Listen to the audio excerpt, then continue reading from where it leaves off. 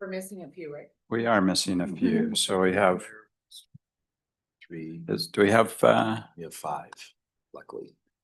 I'm not seeing, Mayor Valenzuela's online? Is that? No, no one's online. Okay. So we have a quorum. And so we'll move forward. If you would please stand and join us for the Pledge of Allegiance. I pledge allegiance to the flag of the United States of America and to the republic for which it stands, one nation, under God, indivisible, with liberty and justice for all. Thank you. Feels like the ship's leaning a little bit to my left here, but We're listening. that's good. Okay. Adam, do we have anyone for call to audience? Mr. Chair, there are no speakers at this time. Speakers at this time. Thank you, Mr. Ledford. Mr. Ortega, item 3, meeting summary approvals.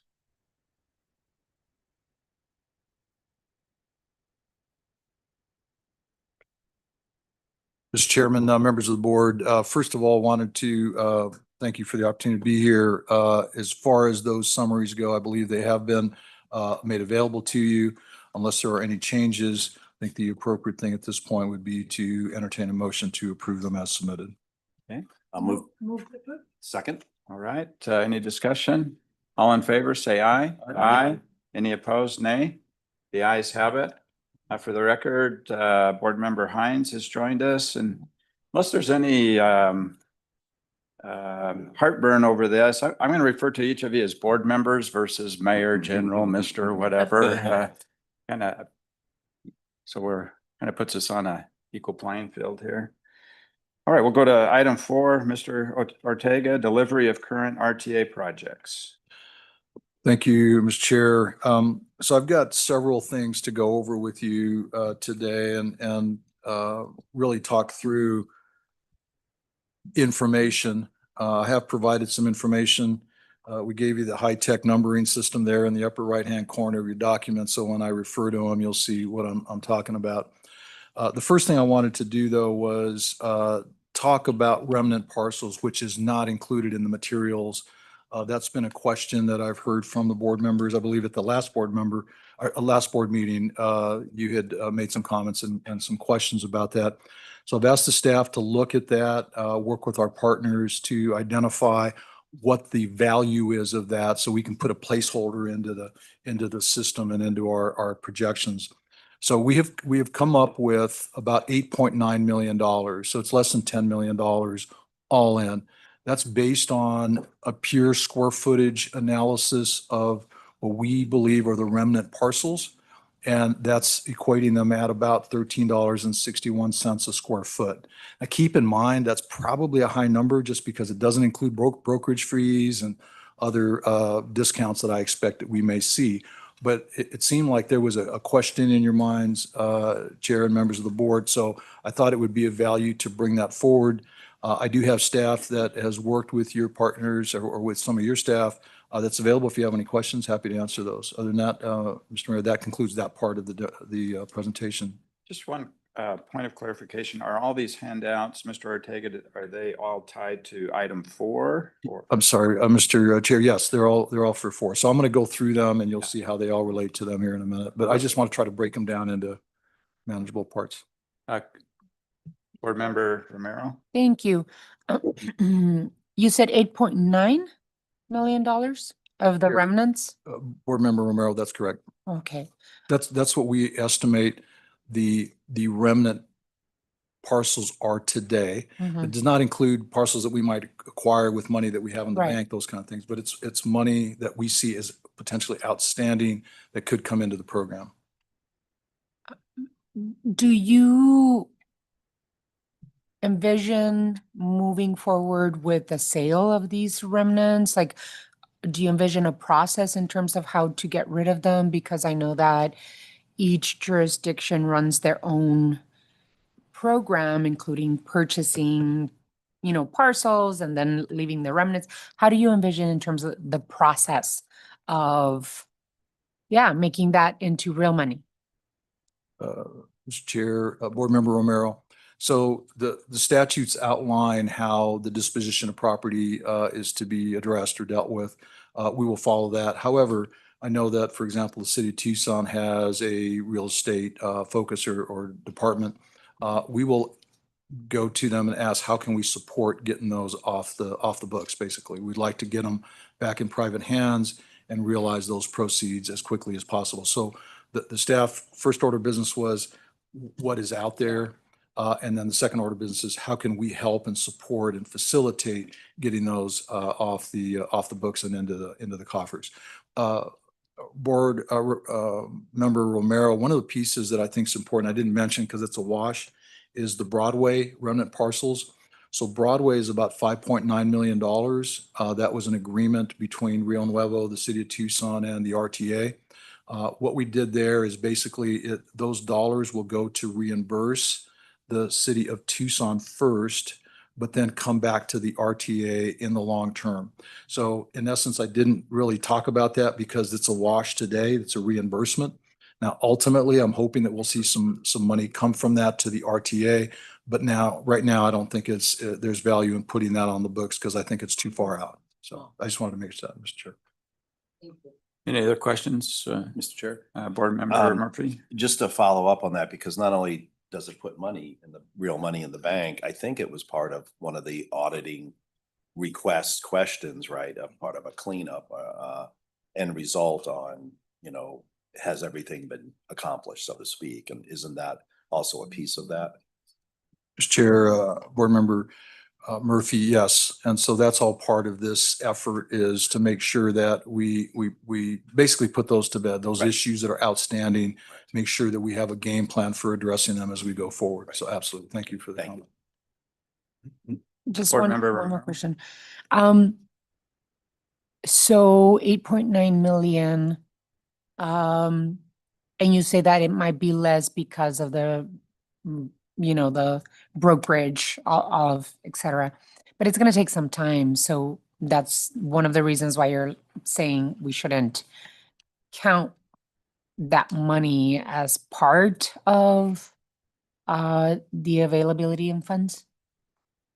Mr. Chair, Board Member Romero, no, what I was referring to was the Broadway piece because of the third party, if you will, the agreement there. Right. The 8.9, we're going to get moving very quickly to try to Okay. bring those in. As Mhm. soon as I have a bead on how long it'll be before we can bring those dollars in, then we'll start incorporating them.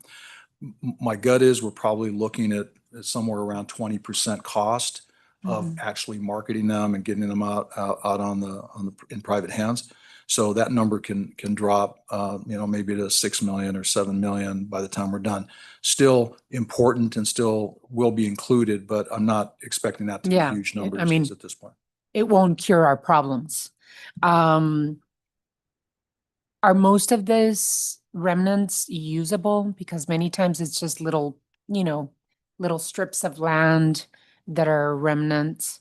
Are there any of your knowledge, are there any usable remnants that you can actually put to work and have a development on? If that you know of? Mr. Chair, Board Member Romero, I think I'd like to believe that all of them are usable and we can sell all of it. That's my intent. But when it comes right down to it, there will be slivers of land that we may not be available. My gut on those is we would look at adjacent parcels.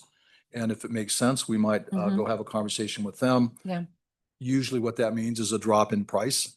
So we might offer it at a discounted price because it's a sliver of land, but Yeah. it might be of value to the neighboring property. Again, the statutes speak to a lot of that. And so we'll follow that and make sure that we get that as quickly as we can into the coffers. Thank you. Looks like no more discussion on remnant parcels. Mr. Ortega. Thank you, Continue. Mr. Chair. So I'd call your attention to the first handout, which is the colored handout. It's got one with a circle on it. This, and by the way, it's front and back. So there's two, it's actually 2 pages, but it's on one. So this is a snapshot of the progress that we have made as the RTA on the roadway element to date and to some level projected out for a little ways. Now, keep in mind that you've heard numbers of 17 projects, 21 projects that have yet to be completed. And so what I wanted to understand and wanted to convey to you is the magnitude of those projects in comparison to the program as a whole. And so what's presented to you here is the entirety of the program with then a breakdown of those that are yet to be completed or yet to be put out in service.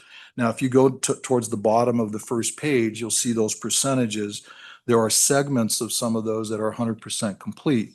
And then there's others that are half complete, and then there's others that are a quarter, and then there's some that are at zero on the next page. Okay. So I wanted to give you a thumbnail sketch of the progress that we've made because I think it's a positive story, quite frankly. I think that we put so much energy and effort into what's not been completed. We haven't really celebrated the successes that we've had as a group. And I think it's important to show that and demonstrate that. The reason that these are broken down by, as you look at the corridor numbers, the numbers on that left column, by the way, I should have issued you all magnifying glasses. I apologize. Yeah. Next time we'll I was get going to ask who you a make them little- smaller. a little tiny bit bigger next time. I apologize for that. But if you look at those numbers on the left, that column, those are the corridor numbers that represent the ballot item. So the ballot measure had those listed. And those that are broken down further have those segments. That's where those 17 projects are located. Okay, so if you, for example, you look at Houghton Road, there's 3 segments that are listed there.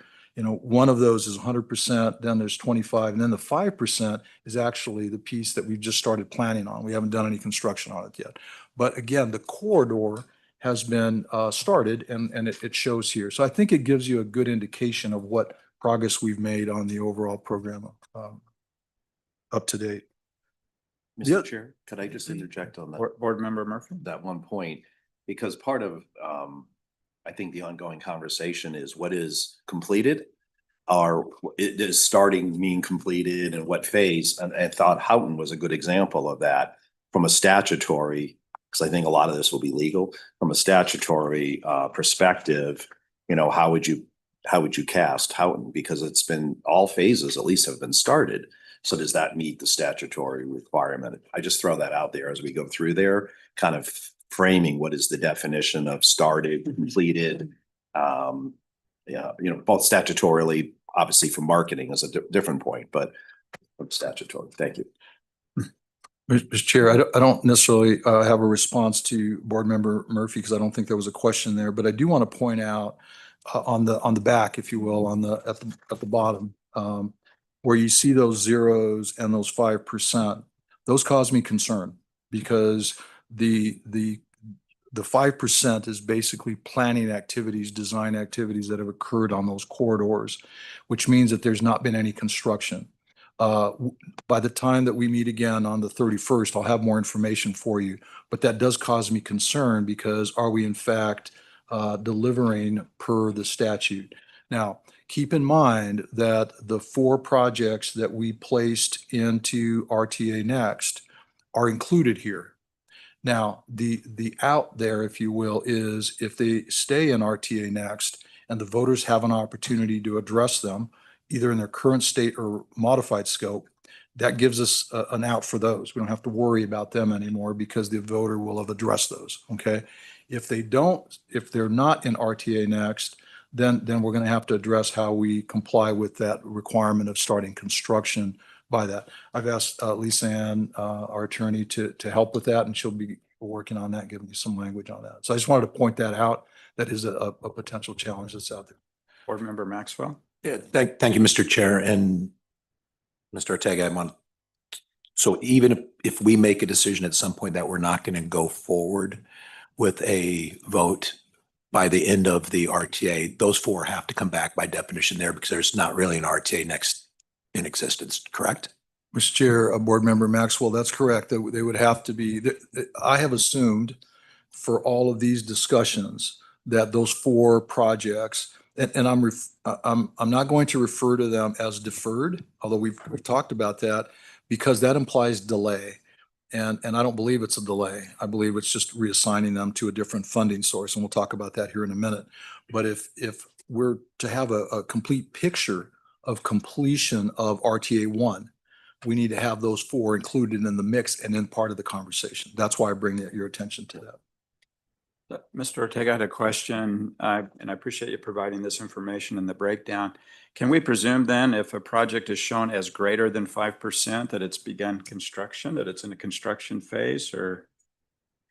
Mr. Chair, I'm going to ask Rick. Rick, if you could help me with that. I want to make sure, I don't want to give some bum info here. So Rick, if you could help with that. Generally, Mr. Chair, members of the board, as a rule of thumb here, if it's anything between 0 and 20, that's the design and right-of-way activity. Anything above 20 to 25 would indicate it's in construction. Thank you. Thank you, Rick. Any other questions on Any other that? questions on this handout? Doesn't look like it. Okay, thank you, Mr. Chairman. Now we're on to my favorite part, which are the financials. There's been question from some of you directly to me about how much cash we have in the bank. You know, what's the number? How much money is there in the bank? And I think the expectation was that the cash in the bank was somehow not equated to our calculations for completion of the RTA 1 program. So the staff has scrubbed all that. There's a lot of numbers on here. What I will draw your attention to are a couple things. The blue column, it's that second column on the left there, was what the projections were back in '06. And you can see that the projection at that time was about $2.7 billion. Now, keep in mind that was not the budget. That was the amount that was projected by Eller at that time. The next column is what our actuals are, including projections through 26. And you can see there's about $1 billion difference between the two. That's very significant. And I think this picture, if you will, is very, very clear and very easy for most people to recognize there's been a very significant shortfall. The other thing that we did was we showed the expenditures, which is the next column. That's what we're projecting to have spent, about $1.4 billion by the end of 26. Again, these are projected numbers for the last year. They're not audited, and I got to say all that, but basically it's what we're projecting through the end of the program. The next couple of columns are the what I'll call the regional funding that's been infused into the program. And you can see by year what that looks like. Now, keep in mind that you actually had budgeted more than what's shown here, but those dollars that are shown here are only what's been expended in those years. But the dollars that were allocated have been put into our fund balance, and that's shown below. So the monies were not swept. They were basically kept within the program. But if someone had budgeted 20 million and we only spent 15, then 5 million would go into fund balance or into reserve. Okay. I think that's very telling in terms of what we as a region have done to try to deliver the RTA 1 program to the best of our ability based on what we promised the voters. And I think it's a pretty clear picture. At the very bottom, you'll see there's two numbers that are circled. 139 million is what we have in the bank pretty much today as unencumbered. That's not our total cash. That is what's unencumbered or unassigned. Now, we use that terminology because it has not been placed towards a project. It's cash in the bank, but it's not been placed to a project. It's still allocated to the program, but not to a project. Okay. So when you project out what we expect based on our spend rate, based on revenues to come in, you'll see that bottom line number is about 210 million. And that 210 million at the bottom, circled and highlighted there for you, is what we're projecting for the on June 30 of 26, almost a year from now. We'll have about 210 million that's unencumbered or unassigned to a project. It's assigned to the program, but not to the project. Okay. Now we're just talking about revenues here. We're not talking about expenditures yet, but there seems to have been question about the amount of money, if you will, that we have in the bank and how that's allocated, if you will. And by the way, Mr. Chair, members of the board, normally I'd give this to you a week ahead of time and you could study and all that. I apologize. We're working on this. This is my 14th day. And so we're still working to generate some of this. As time goes on and we hit our stride, I'll be able to get this to you a little sooner so you can dissect it. I'm not expecting you to analyze it right this second, but I'm presenting to you, I'll call it findings at this point, to give you some confidence in the numbers that we have for completion of the program. Okay, Board Member Maxwell and then Board Member Hines. Thank you, Mr. Chair. Mr. Ortega, I mean, the columns that scare me on this one is the actuals versus what was forecast. I mean, that's not even close. Now, I think, the forecast population was going to be 1.3 million, and we're not anywhere close to that either. So I know that's playing part of it. But we always talk about, we've brought in about $1.8 billion, and it was originally forecast for 2.1, but that's 1.8 in actual year dollars. So when you consider the actual year forecast dollars, it should have been about 2.7. So no kidding, our revenues are $900 million short. That's right. Not the 300 that I know I've been saying all along, because we've been told we're only at 1.8, we're not at 2.1, but the reality is, adjusted for the actual revenues dollar years, that's obviously a challenge. Board Member Hines. Thank you, Chair Winfield. I was going to make a similar comment. I mean, in no year did we ever get like what we thought we were going to get. And I mean, can we get a refund from Eller? I mean, that'll be maybe like, I don't know, a bike path or something. But but that's really concerning, because I mean, that just gives us, I understand the population maybe, but like, we should definitely be asking like about, I don't know, no offense to the university, we should probably be asking more people and being a little more, I don't know, that's probably what you're about to say, but it just seems like I've just been saying, yeah, we had 6, 7, 8 year great recession. No one could anticipate. That's true. No, every year we failed to get what the revenue was. So like, it's not just like one catastrophic portion, it's the entire thing. And I also don't understand why did the numbers balloon? Maybe it was the population, but the numbers balloon in terms of like 2024, we were supposed to bring in 202 million and we got 123. These are, I don't know, why did that, anyhow, okay. So I guess we're all seeing the same stuff here, so. So Mr. Ortega, but on the unencumbered, the 210, that's in addition to that 139. That's not that's 139 that increases to 210? Thank you, Mr. Chairman. No, that actually just increases by 70 million. So Okay. if you take the 139 plus the 70, almost 71, that's the 210. Okay, thank you.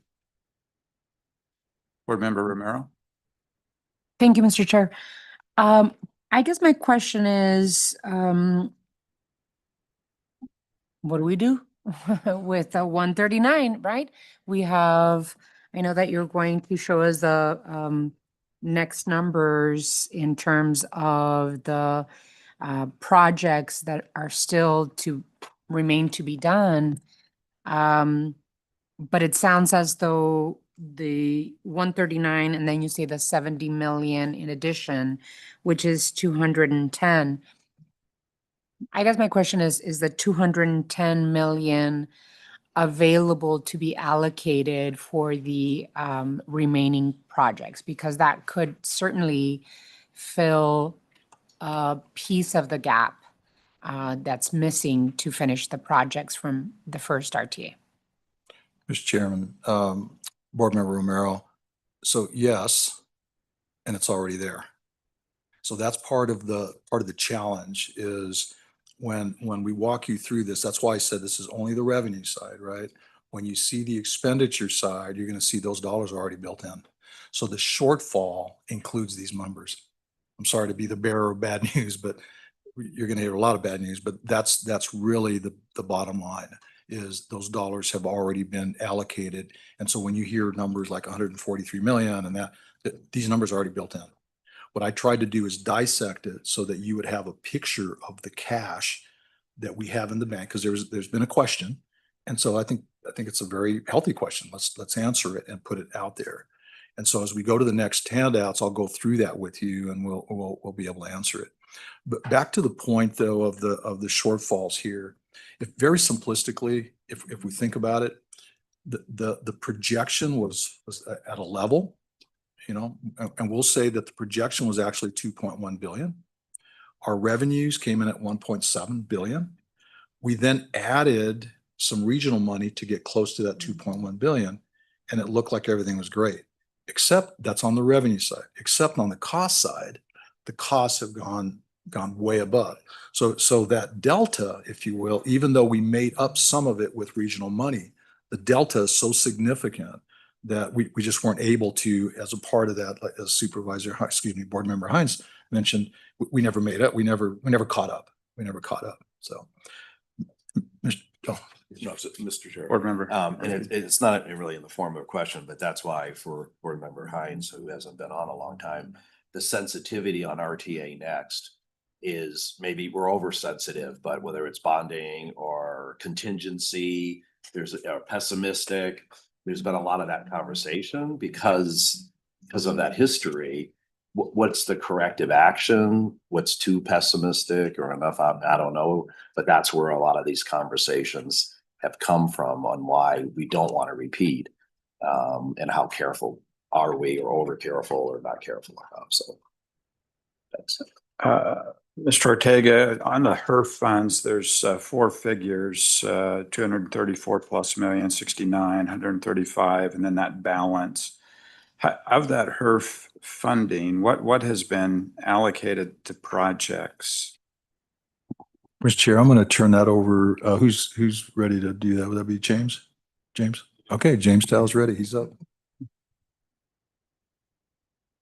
Yes, Mr. Chair. So everything that you see here in the fiscal years 25 through 29, those were all Program 2 specific projects in the TIP. There is a small contingency of about $5.6 million that remains that is not programmed.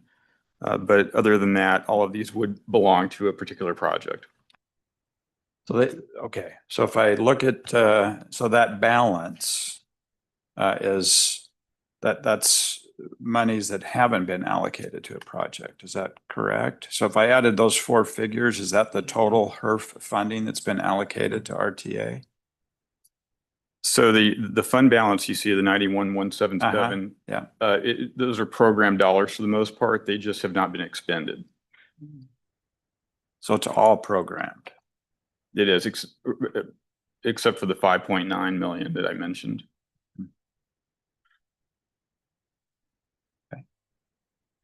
Chair, I know this is a lot of information, and staff and I are happy to obviously answer your questions right now, but as you go back and digest it, feel free to let us know and we can spend as much time as you'd like going through it. We've spent a lot of time, and quick shout out to the entirety of the staff.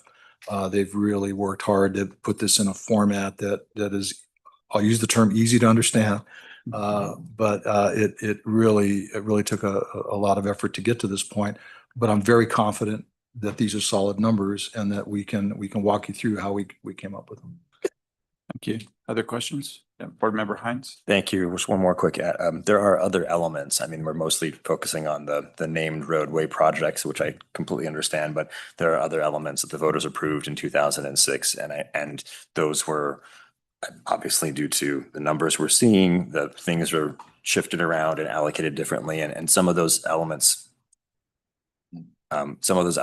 obviously, the 25-30% less funding than they were intended at the ballot. That's not reflected in this particular one, but I'd love to see that when you can get around to it. That would be great to see that as well. Mr. Chairman, if we're finished with this, let's go to the next one and then we'll talk about that issue, because that issue has not been ignored, and we need to talk through it. If you can bear with me, let's just quickly move to the number 4. It's this one.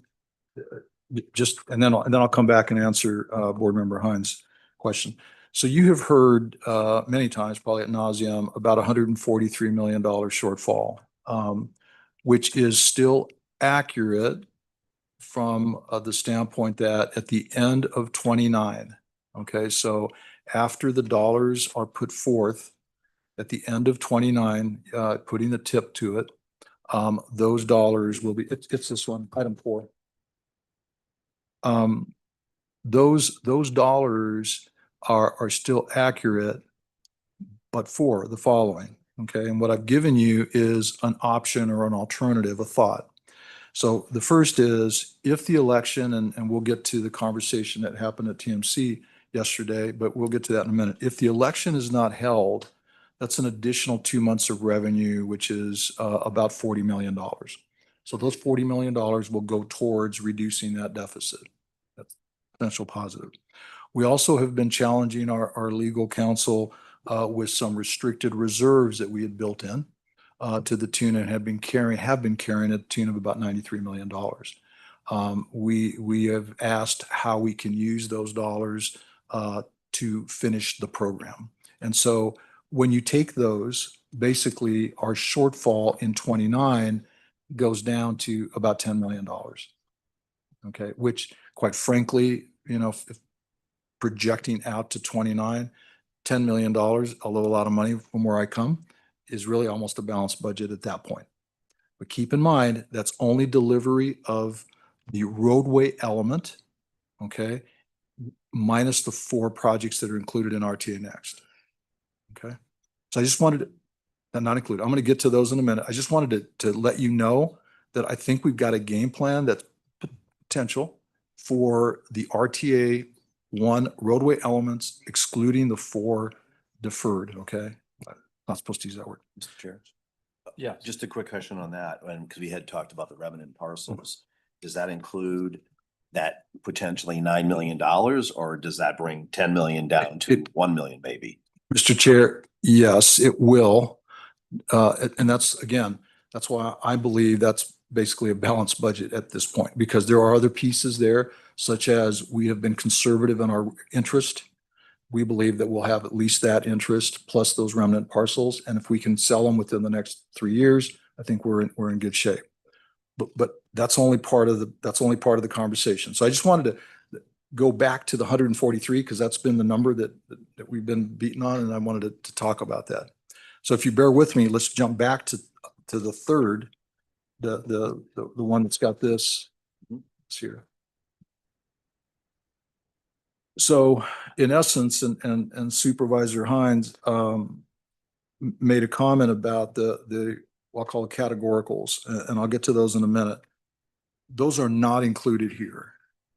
They will be, but they aren't yet because we're still scrubbing the data to make sure that we have a clear understanding of what those are.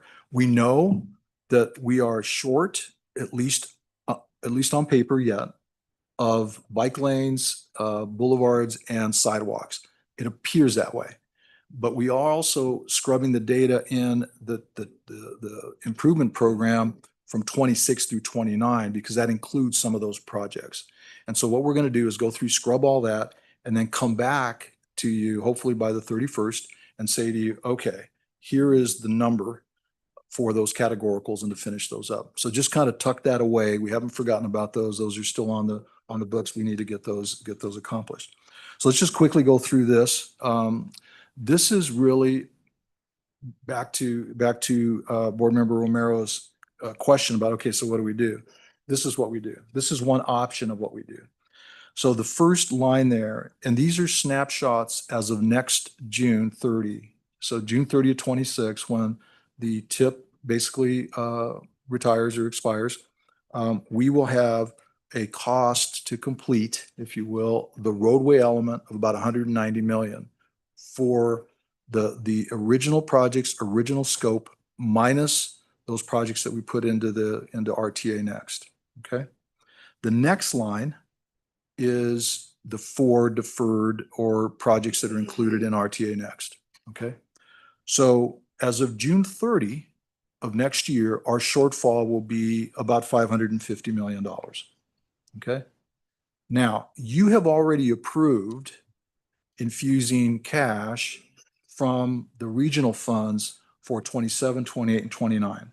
So if you go down a little ways, that $140 million, it's about the fourth line down where it says STBG and HERF, that's 140 million. You've already approved that and you've already said, we're going to allocate those dollars to RTA 1 roadway element, okay? But then we go back up and we start basically ticking this off, right? So 40 million for the overlap, I already mentioned that. Some interest of about 15.5 million for next year and the year after, and then another 22 million in interest for the following years, which traditionally we don't budget, but we do leave in the fund balance. Okay, so make sure that we're clear there that even though we don't include it as a revenue budget item, at the end of the year when we settle up the numbers, then we include those dollars in our fund balance. So they don't go anywhere, they're still there. And so all of the money that's been, we'll say accumulated because of interest to this point is in our fund balance. You go down, so I mentioned you've already approved the tip, which is the 27 through 29, which is 140 million. Then we add an additional 6+ years, and now we're at 332 million, which solves, if you will, or addresses the roadway element, including the 4 projects that were included in RTA Next. Now, this is, so we're still scrubbing this, right? But at least it gives you an indication of, we're talking 10 years plus of regional money. Now, I can tell you when I first sat down and started looking at this, before we thought about the restricted reserves and some of the other things that we've talked about, I was looking at probably closer to 15 years to complete this. And so it will be probably no less than 10 years and no more than 15 years. Now, whatever the categoricals cost us is going to add to the bottom line. So if you think of it simplistically, categoricals will just add time. Assuming the model stays the way it is, it'll just add time to it. And I think that's an important piece to throw out there. So, Mr. Chairman, I'm finished with my presentation. Questions for Mr. Ortega? Board Member Maxwell? Thank you, Mr. Chair. So, Executive Director, what effectively this is, if there's no alternate resource, if there's no RTA next, if there's nothing, and it would commit effectively all of our HERF and our state other fundings that we receive from the State Transportation Board through at least 2036. And rough estimate of it, probably roughly 2 more years, depending on what you find in the categoricals. I'm hearing somewhere around 300 million short. So that roughly, so it'd be about at least in this. So we're talking till at least 2038. And that is all of the funding that we receive for regional transportation. Mr. Chairman, Board Member Maxwell, yes. And I think it's important that's only the roadway element. So we throw on the categoricals. There's assumptions in how we approach that, but basically I wanted to give you a solution for RTA 1 roadway element. Yes, sir. Thank you. Thank you, Mr. Chair. So this doesn't take into consideration the possibility with these remaining projects in terms of value engineering. Great question. Mr. Chairman, great question. And another, our attorney's really busy because we are pretty busy on these things. So the 4 projects that were included in RTA Next, if you do the math on those or you check, you'll see that the number included in RTA Next is less than 360 million that we're including here. The reason is because those were pretty much all rescoped. They were changed, reduced, value engineered to the needs that we have today. Unfortunately, 20 years ago, we thought we needed X. Today we need Y. And so this does not assume any value engineering. However, we have asked for an opinion on how much value engineering we could accomplish and still meet the spirit and intent of the voter. So this assumes the exact ballot language is accomplished and is implemented. And if we go to the voter and we have conversation, that's a whole different discussion. But at this point, it's delivery of that program as originally expected by the voter. But that is still another a possibility in terms of addressing these numbers is the projects themselves, and maybe not just those four, but the remaining projects. Yeah. So, Mr. Chair, I want to make sure that I don't want to mislead you into thinking that is a huge opportunity. I think there is an opportunity there. The statutes will dictate a large part of that. Keeping in mind, spirit and intent, actual ballot language, all of those things. Now, within those confines, we absolutely are going to try to value engineer with our partners to try to reduce those costs as much as we can. And that'll help the bottom line. Whatever we do will help the bottom line. I don't remember. I mean, it was relatively in one of our meetings, and I'm not, Sam had made a presentation and he had walked through a number of projects, and I don't remember the number, but it was close to 143. I think it was 145 million. So it's just, it seems like it's something that needs to be on the table. But Mr. Chair, it is absolutely on the table, and we are looking for some guidance on that in terms of complying with the statute that deals with voter and ballot measures. Board Member Romero? Thank you, Mr. Chair. Just to clarify, what we have in front of us, which would be, I'm calling it a possible scenario one. Scenario one, if RTA next does not either pass or we don't put it at the table for the voters to give us their opinion on, we would have a total project cost of unfunded projects. And that's everything, right? I think 17 that we have, and then the additional 4 that we were contemplating putting on the RTA next. A deficit of $550.5 million, and that does not include other categoricals. And other categoricals were mostly intersection improvements, bike paths, crossings, sidewalks, et cetera, that would add potentially additional millions of dollars because those other categoricals we also promised the voters. And so you have us using federal and state HERF and STBG funds to be able to fund that deficit, and we would have to be using those federal and state funds until 2036, plus maybe another 4 years to cover the categoricals. That would take us to 2040 in scenario one, and we would not be able to use any state or federal HERF or STBG funds for any other projects until 2040. Am I correct? Mr. Chair, you're correct, Madam Chair. So that's scenario one. And scenario two could possibly, or maybe there's 3 scenarios, would be if we were to move forward with an RTA next, it could possibly be a different story, but I'm just going to take what you have in front of us. That is very concerning. Very, very, very concerning. It should concern all of us in this region. And I think, again, it is going to have to take all of us to try and find solutions.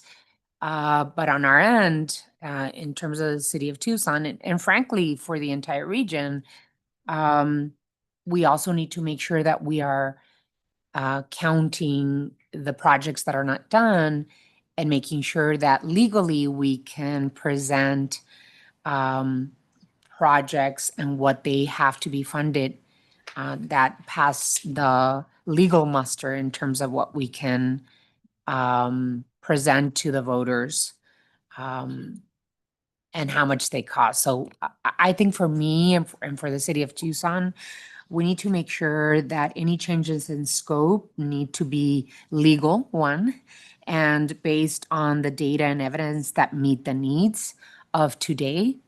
And will deliver projects that are safe for vehicles, for bikes and cyclists, and for pedestrians.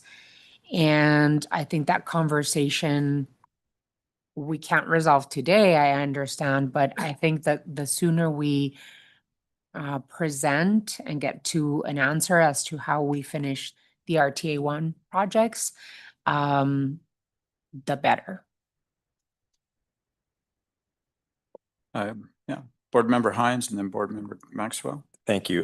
To the best of our ability, can just in light of the numbers that we've seen so far, I recently just like did a lot of tenant improvements on a business that I opened literally during the 5 months or 6 months of construction. Like, oh, funny story, that wall covering is actually now, and it was like 4 months later. So anything beyond, say, a year and a half or two, like, because we're looking at 2040, it's not going to be 550 million in 2040. It'll be like 875 million. So I don't know, but it's, to the best of our ability, can we, beyond just like an inflationary thing, can we also do a cost of construction,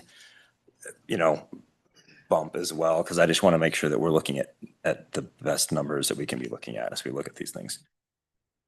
So, Mr. Chair, Board Member Hines, we can make an effort to do that. I will caution you a little bit. Extremely difficult, as you just found out. We actually have seen a flattening of some of the costs in construction right now, which is a good thing. And I think the ADOT numbers are dropping about 9% or so, which is good. That's a good thing. What I've suggested to the staff is, for now, let's use 2026 dollars so that we can see revenue to expenditure in that snapshot. Okay. Now we'll certainly put on our wizard hat and crystal ball and figure out how to get the rest of it. But I just want to caution you that we'll give it our best shot, and we've got some folks that can help with that. But we know this cost will not stay the same, and we've got a piece of paper here that shows what happens over time. And I think that we can project out what I think would be of value for you to think about is, if there's increases in cost, all that means is more regional money going to the program over time, unless we have another source. And so that's really the picture I want to paint for you, as kind of the minimum is 36, but we're probably looking at closer to 40 as Board Member Romero mentioned. That's my gut. But we'll give it our effort. Board Member Maxwell. Yes, thank you, Mr. Chair. It's kind of an echo on what Mayor Romero said, but to me, the most important answer we need really quickly is going to be the legal answer. What is our obligation based on everything from the revenues that were forecast versus what we've got into completion of projects? It's real easy to say, oh, you're obligated to finish all of it. Let's make sure that's the legal as well as the moral. Okay, because this board has said we will finish all the RTA1 projects. That's happened in the last 6 years. The most troubling thing to me, and I think it's worth asking the question of the university, is what is it that drove the revenues to be so low compared to forecasts? Because if it's the lack of growth in the community, that's one thing. Is it consistent? We know why it went down in 2008. That's really obvious. But that is critical. Yes, it's a good thing we've been planning for the pessimistic view, because it looks like our forecasting positions may not be that good.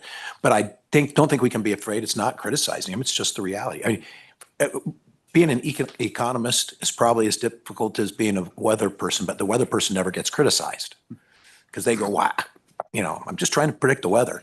But the economists, for a 20-year forecast, and we know that after about 3 years from the date they do the forecast, it's just flatlined on historical averages. Well, obviously something was well off. And I do believe it's going to be some of the growth, but we need to understand why, because otherwise can't believe I'm going to say it, but our current forecast we're working off, even though it's a pessimistic view, still could be troubling. And we need to know that, but we do need a legal opinion on what is the statutory obligation as this was under both the state statutes for that and what we presented to the public. Because Now, remember, you're right. You look at some of the stuff and it says promises. We were making promises, some of that's campaign marketing, but what's really promises we make inside the statute?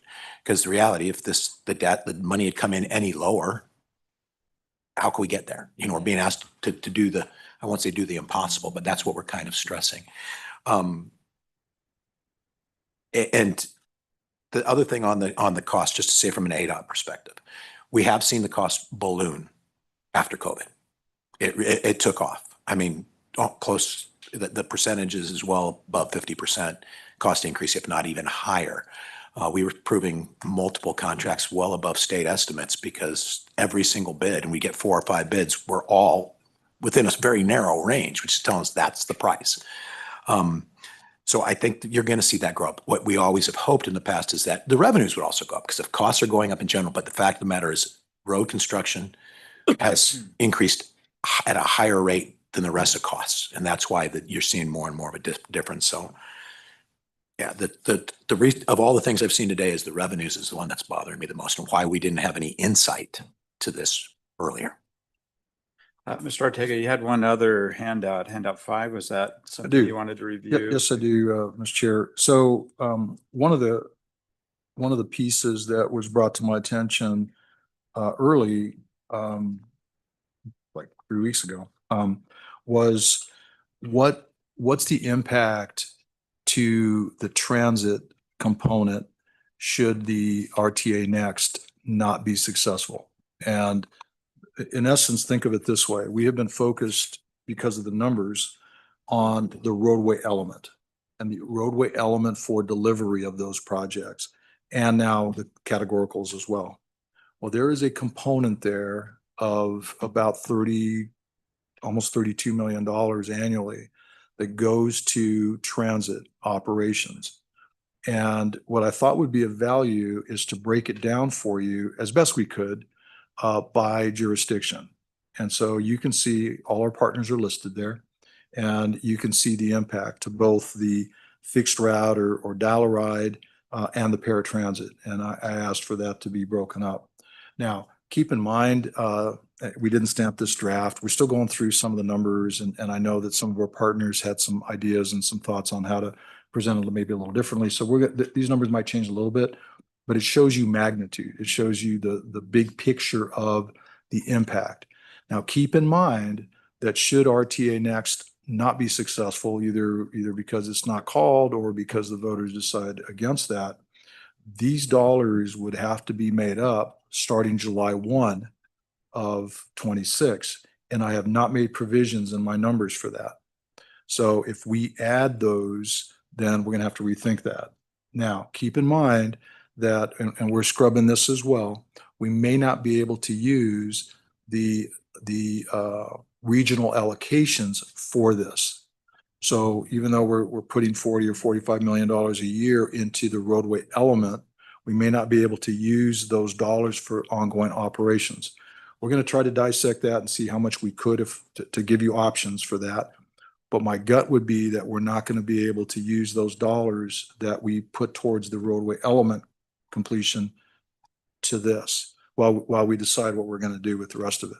Now, one thing that we'll look at is there is a potential to use some of our reserve, even though we have it built into completion of the roadway element.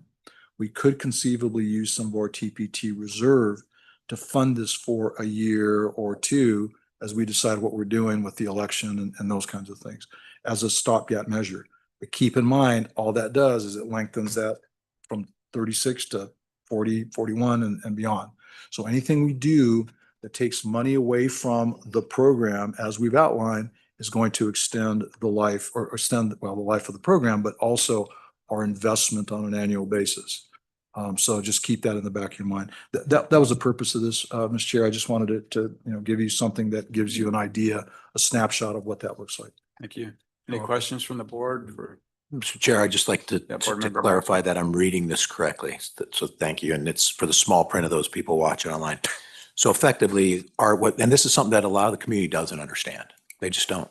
But effectively, $31 million of RTA funding every year goes to support transit throughout the county. And if as you pointed out, if there's no RTA next, or if we delay the vote, we can't get our stuff together in time to get it so that we don't face a downfall starting July 1st, $31 million is gone. I'd say 32. I will, go to the chair on that one. I agree with you. Thank you. I just wanted to make sure that that's clear, particularly to the people outside this room that are listening. Board Member Murphy? I know for transit, we're not charging now, but whether we charge or don't charge for using transit, does that affect that 32 million or does that, our participation in it, does that stay at 32?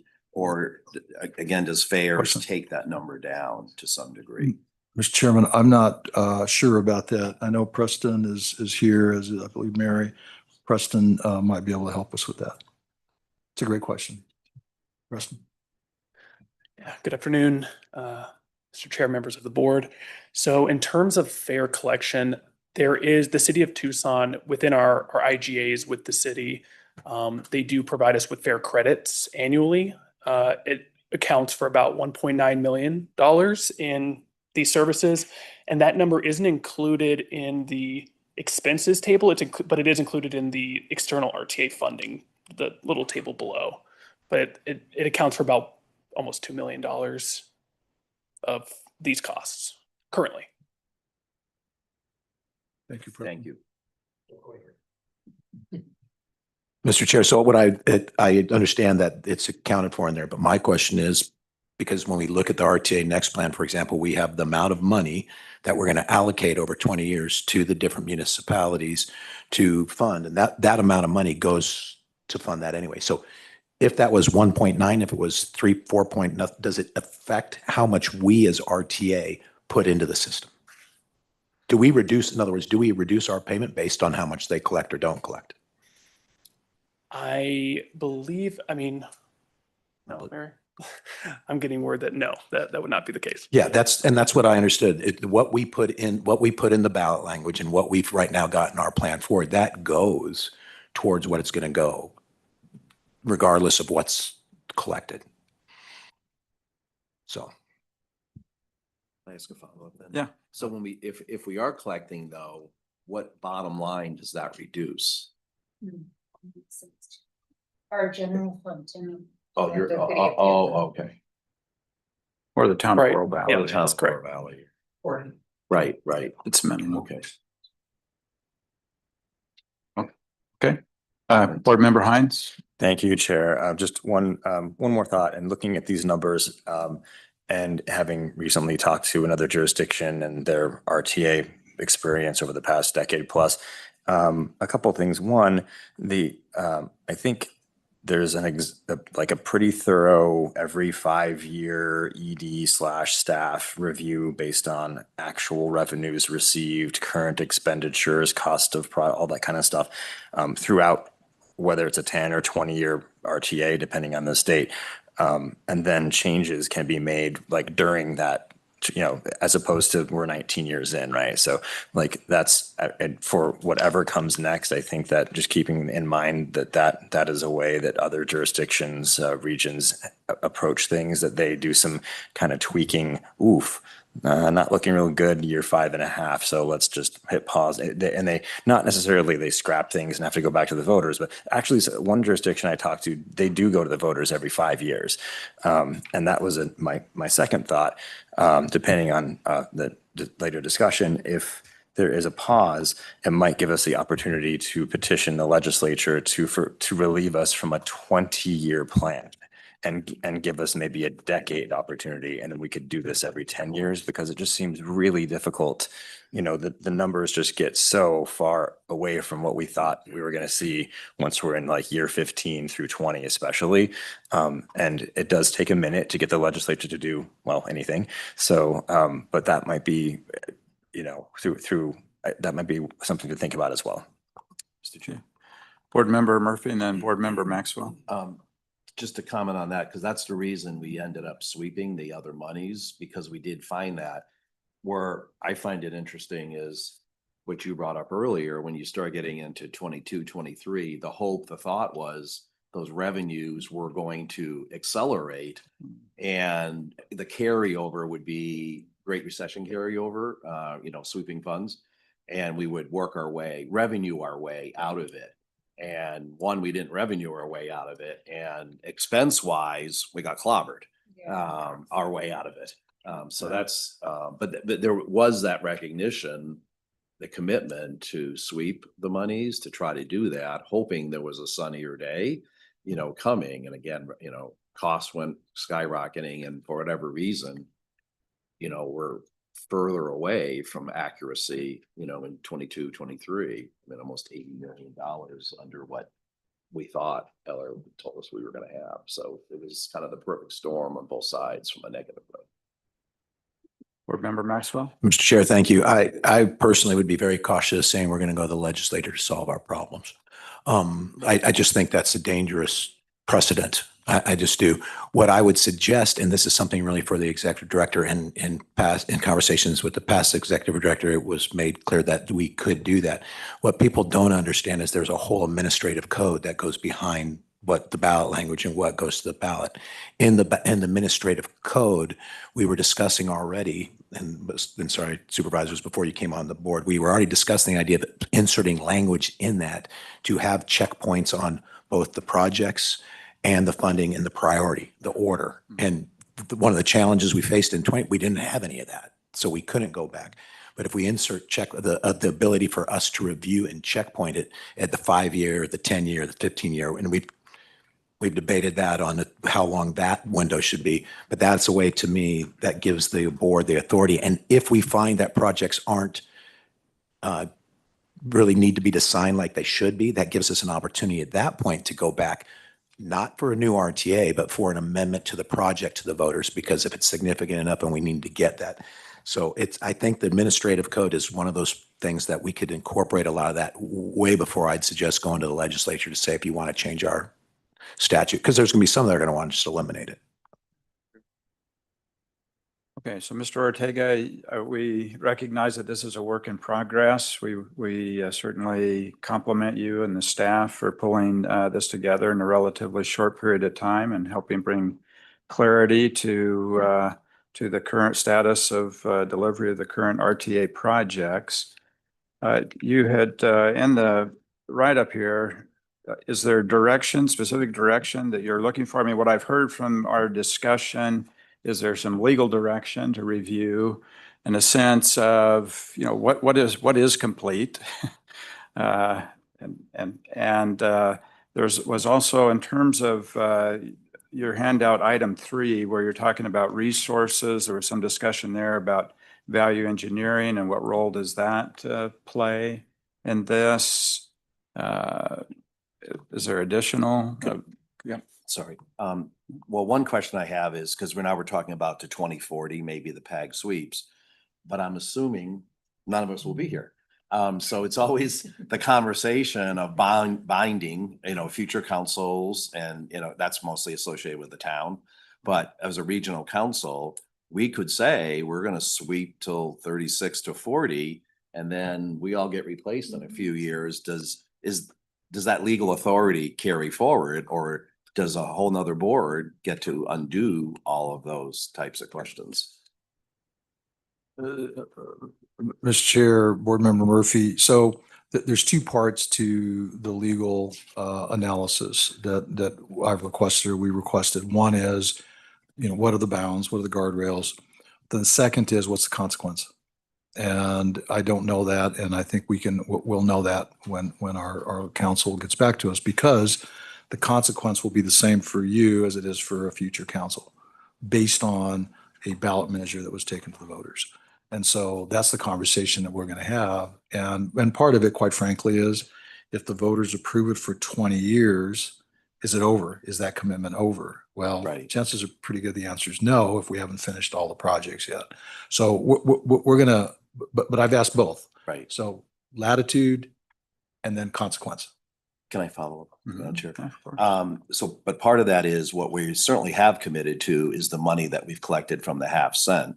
That additional question is these other monies, were for other things potentially, including this, but for other things, can there be disagreement on other than the monies that the ballot language said we're going to collect? How closely can we be tied to these other monies that weren't intended originally for these particular projects? Mr. Chair, great question and great follow-up. Keep in mind that you all have already approved the infusion of regional money through 29. Right. So that's already in the tip. So just like you could change that, a future board could change that as well, could change future funding. So we'll get answers and we'll get something more solid for you here in the not too distant future. You're welcome. Okay, just to, before we close out on this item, is there any other particular direction, Mr. Ortega, that would be helpful to you and to staff from the board? Just $550 million would be really helpful, sir. No, at this point, I appreciate everybody. And again, I'm trying to give you information to educate you and make it a foundation for conversations about an RTA Next or other funding sources so that you have a position of confidence. Thank you, Mr. Chair. Okay, thank you very much. We'll go to item 5, which is a polling presentation, and Board Member Maxwell. Mr. Chair, so originally Mike Noble was told he'd be about 1:45 timeframe. I texted him, told him we were running ahead of time. He will be back in his office and potentially able to join us at 1:35. Okay. So if we could table that and move it to him. Yeah, we'll move on to item 6. Okay, so this is RTA Next Plan Development Update. So, Mr. Chair, members of the board, this is really an opportunity to talk through strategies for addressing RTA Next. My focus, although there's a lot of overlap, the focus really has been on providing a picture of foundation for you on RTA 1. The TMC has met twice, once this week, once last week. I know that I shared with you the motion that they made and was, I believe, unanimously approved. And I shared that with you via email. Jan Lesher, Administrator Lesher is here and can add some commentary to that and give you a thumbnail sketch of that. Okay. Ms. Letcher. Thank you, Mr. Chair and members of the board. I want to thank you for the opportunity to speak to you today for TMC. And as you know, there's an entire row of phone a friends at the back of the room, so they will be helping me, I'm sure, if we don't accurately reflect what the dialogue was yesterday. But I do want to start, if you forgive me for a moment, and with a huge shout out and thanks to the staff of PAG and RTA. I think you can see in a very short period of time, there's been an extraordinary amount of work. And I think what we've been able to do is provide some real clarity for all of us. It's caused a few chest pains as we began to really get an idea of what the numbers are and what it is we're looking at to move forward. We did spend some time yesterday. Your management committee has started meeting every Wednesday as a body to make sure that we're getting you all the information you need. We spent some time focusing on and reminding ourselves about some of the true successes of RTA, because I think sometimes a lot has happened since 2006, and we have spent so much time talking about what else we need to do and how we move forward that we've not thought about that. But to reiterate some of what was said today, but came up during our discussion, in addition to those great times, what we walked into is what no one really saw coming, right? If the recession, a global pandemic, increased costs, a lot of things brought us to where we are today. Again, we have been focused on what you've heard, a shortfall of about 143 million, could be closer to $500 million. Whether we can put projects in future years, how can we amend scope? What does that look like? And our conversation, excuse me, yesterday, as your technical management committee had its results, was simply the statement that we're not done with RTA. We've simply not finished it, and we have some work to do that. What a piece for me that has been significant, and it was discussed today, is also we have not had an opportunity, I don't think, looking at the newer data to really incorporate the lessons we realize we're learning into RTA Next. And that, yes, we've had discussions about pessimistic, optimistic, what does all that revenue look like? But in the final analysis, we were off by a lot. And the plan that we as a TMC have given you all as a board was based on what we believe were a different set of facts and dollars. And so it makes us a bit uncomfortable about having completed the work and given to you a plan that we now think needs to be scrubbed and to really have a better understanding about what those dollars are. I think for some of you, I know who watched part of the meeting, in the final analysis, we felt that it was difficult to go to the voters in March with an honest and compelling story about our need to move forward when we have so much left to be done with what is the current plan. You've heard we have real issues with transit. We are spending a lot of time trying to understand exactly what our legal scope changes. The city of Tucson, the county, I think every jurisdiction has put pencil to paper and seen what we can do to modify the scope and remain consistent with the intent of the voters. But there's a lot of work that's still happening with that. So our recommendation ultimately is the TMC yesterday was that you not look at March. We're not saying don't look at 2026, but we think March may be difficult. And that we will come back to you, excuse me, we will come back to you at your July meeting with our sense of recommendations about what we believe we can fund as a potential plan for upcoming years and what that might look like, as well as recommendations of what you might need to do to fill any of the holes to get there. And I'm just going to turn to Mr. Ortega for a moment and also other members of the TMC to see if I've accurately reflected our work. Thank you. Thank you, Mr. Chair. Thank you, Mr. Chair. I don't have anything to add to the report. What I do want to emphasize is the direction that I understand, given the staff, the RTA staff, was to prepare for a March 26 election. We have organized ourselves around that. I have a schedule for that. I can walk you through that when you're ready. But right now, my direction, I understand it to be a March 26 election. So if that is going to change, I need to know that so I can rethink reorganization of the staff. Thank you, Mr. Chair. I think it would be, unless the board feels differently, I think it'd be helpful to know what that looks like.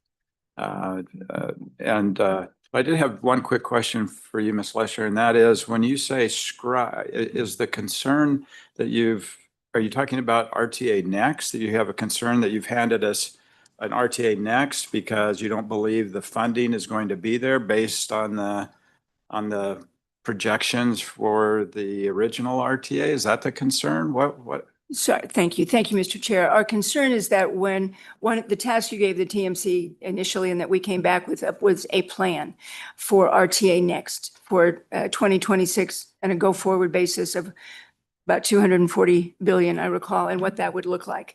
In looking at that plan and realizing that we think we probably will not have the kind of revenue that we had anticipated, what was the number we used when we were building the plan, that we need to review that plan and see if it remains, what adjustments we might recommend to this full board in order to accurately accommodate what we think are the actual revenue numbers. All right, Mr. Ortega, yeah. If you Sure, I'm happy to do that. So today's July 10th, and I'm going to fast forward to March 10th because that's the election date. And then I'm going to work back, and then you'll see how we're going to be back on July 10th. So the election would be held March 10 of 2026. In order for that to happen, the Board of Supervisors has to call the election no later than September 10th. Called September 11th, but no later than September 10th of this year. There's no Board of Supervisors meeting that day. The next soonest would be September 2nd.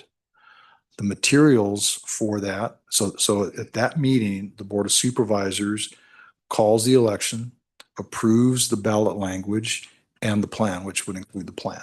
So it's buttoned up at that point, 100% complete. What was that date again? September 2. September 2. That's correct. That's the Board of Supervisors regularly scheduled meeting to call the election. Okay. The materials for that, Administrator Lesher has given us latitude, and we can submit it by August 26. So August 26 is when all the information gets to them, posted, it's ready to go for a September 2 deadline or September 2 board consideration. The RTA board meeting that's scheduled for August is August 25. So that means that August 25, the board, the RTA board is making a recommendation that'll be included in the packet for Board of Supervisors consideration, which means that the plan is 100% complete, the ballot language is 100% complete, and there's a positive recommendation going forward to the Board of Supervisors. Okay. So that's August 25. And if you want to look at your schedule and your calendars, that's about 7 weeks away. Okay. So how do we get there? Today's the 10th. If we're going to change that, I need to know that. We already mentioned that.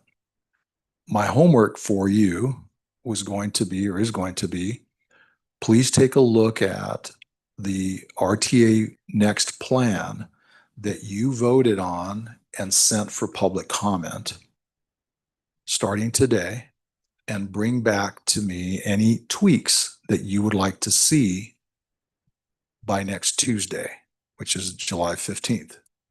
Okay. Tweaks based on public input, tweaks based on what? Tweaks based on any comments that you want to bring forth for consideration by the RTA board. So basically, if there is a concern that you have, and I believe that South Tucson had mentioned a comment at yesterday's TMC that they had a concern about the RTA next plan. So that would be an opportunity for them to bring forward that recommendation for, and I use the word tweak very much by design because it's not a wholesale change that I'm looking for. And that's why the other reason there's a short time frame. But my thought there is, we know that there's some public comment. We've got information on the public comment. We can take care of that piece of it, and we'll bring those back for your consideration. But as you're going through this homework, it's very important to understand the plan today is constrained, right? It basically is balanced. So if you decide you want to add something, I need to know where you want to take it from. So it's addition and subtraction, pretty simple. Okay. My thought is, if I get all that information from you on the 15th by noon, okay, so it gives me a little bit of time on Tuesday to afternoon to assimilate and get it all together. The following morning on the 16th, the TMC will go through that, and then they will develop some thoughts and comments and ideas, which will then, we will take another week to the 23rd. Again, working together as a TMC, the TMC will meet again on the 23rd for, and I'm going to use the term, a final recommendation back to you for the 31st.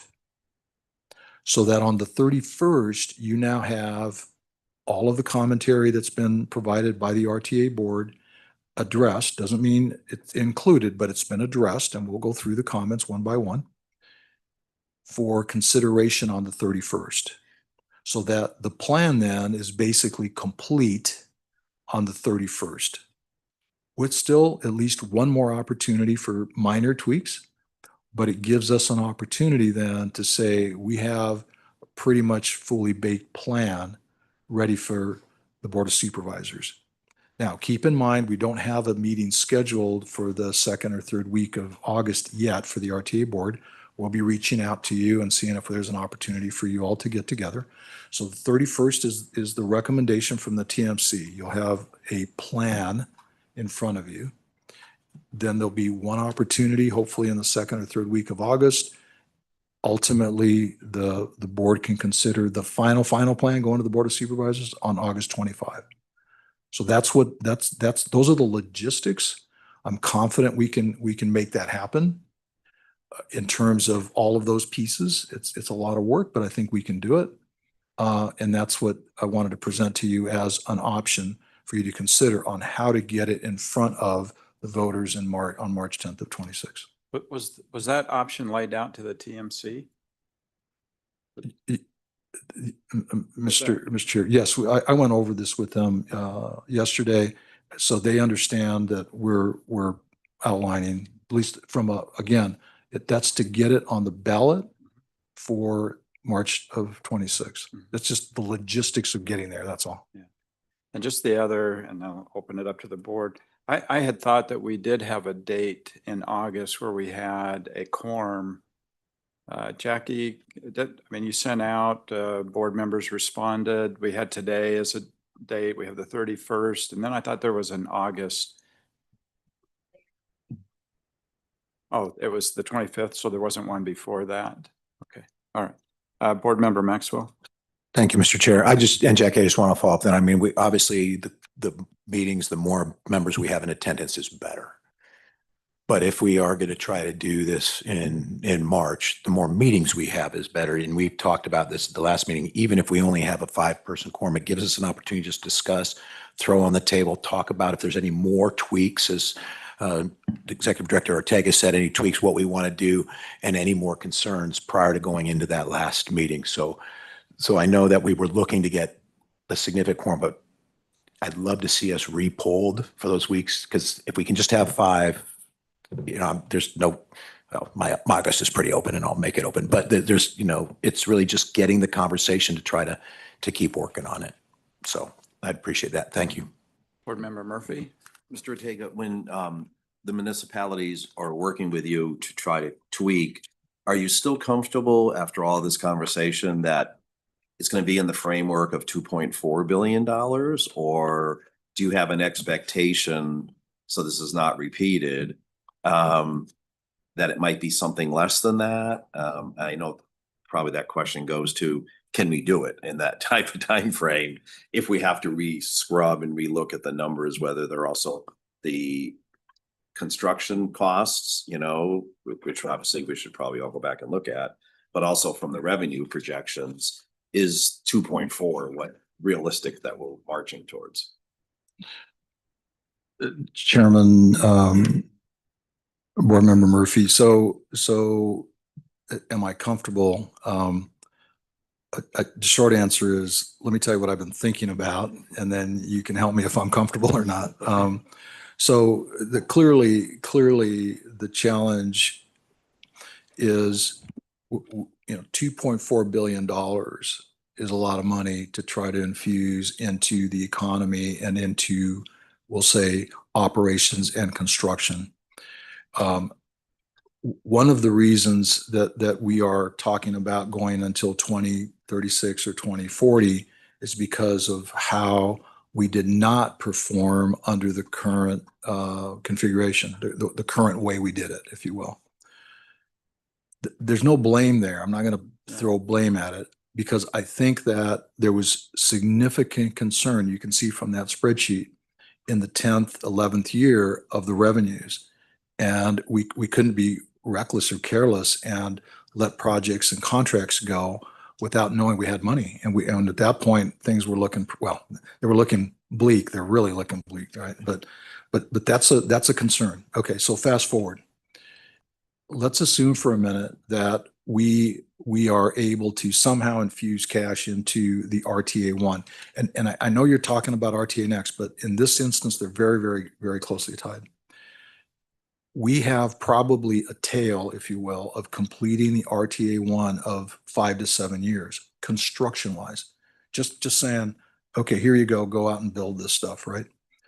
So if you think about the new plan, which is 20 years, the first 5 to 7 years, a lot of energy and effort is going to be put forth in accomplishing or completing those initial projects. Okay.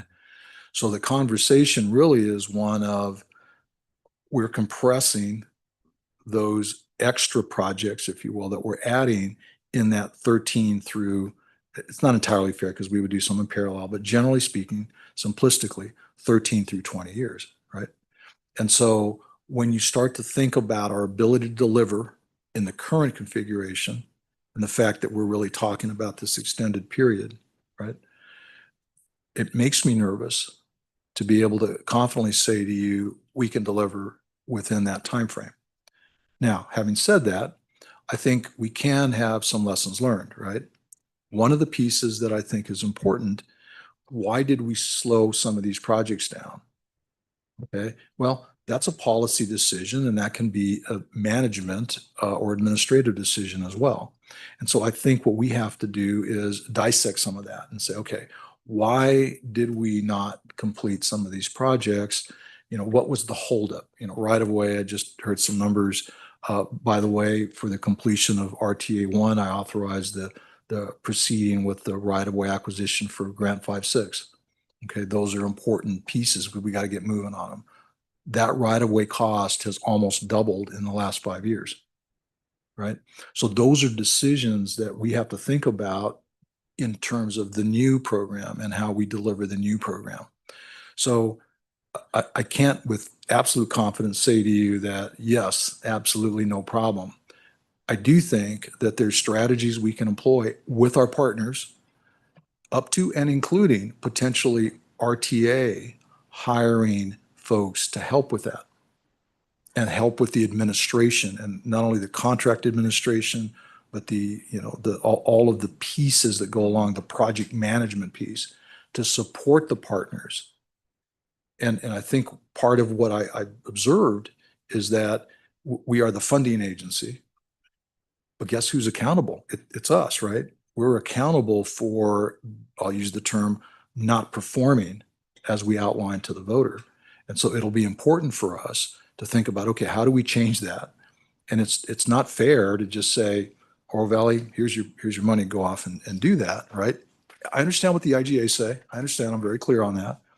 Well, the role that we play as the RTA and the partnership in order to accomplish this, I think is a way that can help us get to that delivery. Then I can sit here and say, absolutely. So those are the kinds of things that I'm dissecting with the staff to say, okay, how do we have one person sitting at the end of the table over there who is on the RTA staff coordinating all this. I mean, that's almost insane, right? And that's not a criticism. It's just an observation of how we have gotten to this point. And so how do we do something different? And my suggestion at this point, I'm thinking, is probably looking at building in project costs for project delivery as well. So I hope that answers your question. Because I've been thinking a lot about that too. If we have this overlap, thinking there's 7 years, right? To deliver RTA 1, while simultaneously we're trying to deliver on RTA next if it's successful. And there's only so many engineers out there. There's only so much asphalt. There's only so much steel. So I think we have to have a realistic view as TMC works at what potentially RTA next looks like, where those projects fall, because I think it is a deliverability. There's only so much capacity the sector has, right? Whether it's people or materials. And then of course there's the cost, of that as well. So I hope we're all looking at it on a realistic perspective on, as we're trying to finish up 1 and we're starting 2, where does that land and what's that possibility realistically? Thanks. Board Member Romero? I just want to go back to the conversation about the TMC and what they voted on. We received your email that the TMC voted unanimously to recommend to the RTA board to not pursue a March 10th, 2026 election date and consider a future election date once a plan for completion of RTA 1 projects is determined. And so I just want to go back to that because TMC is our technical management committee. And it's made up of our city managers and our transportation directors. And so I just want to continue asking Administrator Lesher about the conversation. I think many of us here at this table have said we're very concerned to go to the voters if we don't have a plan on how to pay for RTA 1 projects. And so could you expand a little bit more, Administrator Letcher, in terms of what got you to that conclusion unanimously that we shouldn't go out in March of 26? Thank you, Mr. Chair and members of the committee.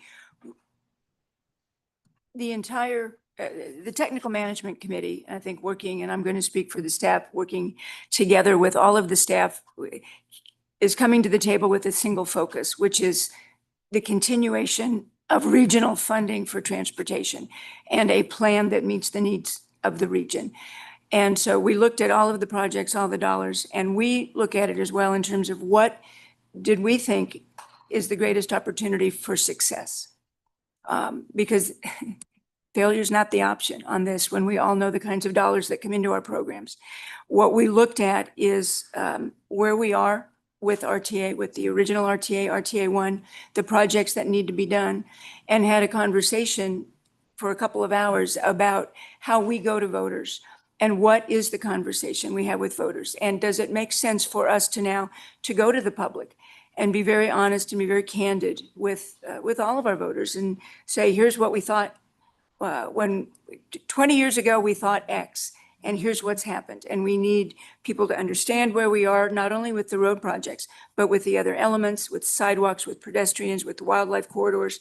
Where are we? What does it look like today? And that we're going to need some time to really come clean with our voters and explain where we are. And we believe that there's an appetite for this and that people will understand it, that people in the community, every one of us that's done a budget and come back 20 years later and looked at it, understand that things need to change.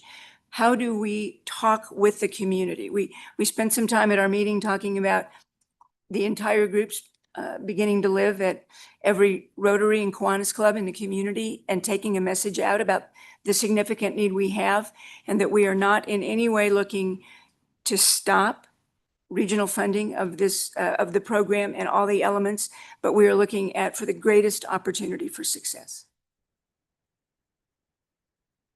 I guess just to finish my thought on that conversation, I agree with you all. I think for the city of Tucson, one of the things that our city manager and my council colleagues always say is like, how are we going to go out and ask the community to vote for an RTA next when we really don't have a plan to finish RTA1 projects? And even if, let's just say, okay, today we vote to keep the election March 10th of 2026, it really is a big, it's a really big gamble to go out to the voters in March of 26 and wait and see if they actually buy what we're trying to sell.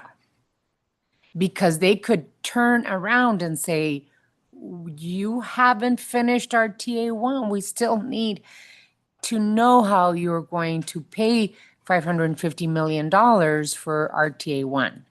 And so that's a huge gamble that stands to lose all of us millions of dollars, not just in transit funding, but in the capacity to be able to present a new plan and how we pay for RTA1. So that's very concerning to me. Even if we do,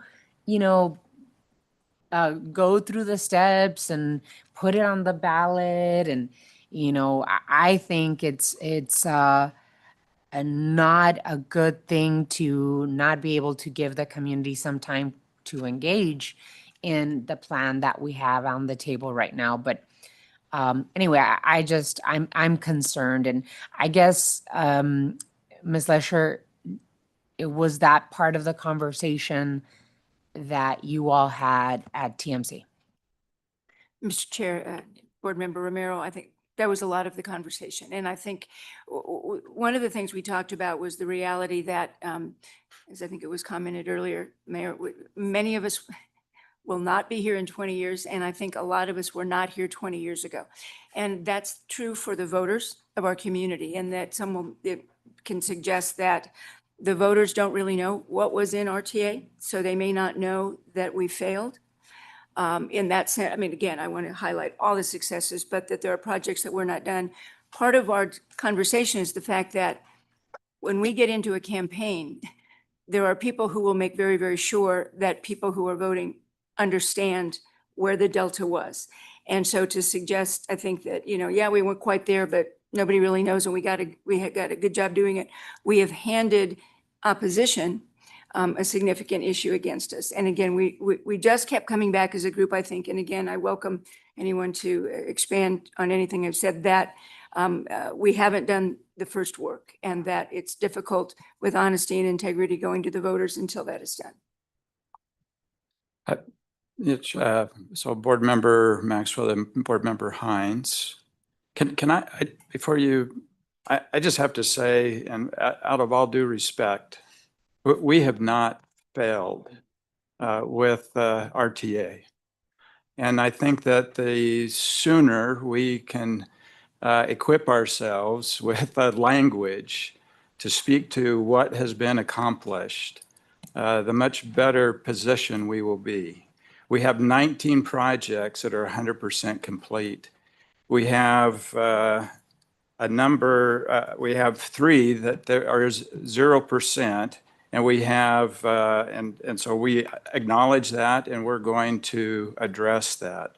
Other projects, thanks to staff, has helped to clarify what, the completion of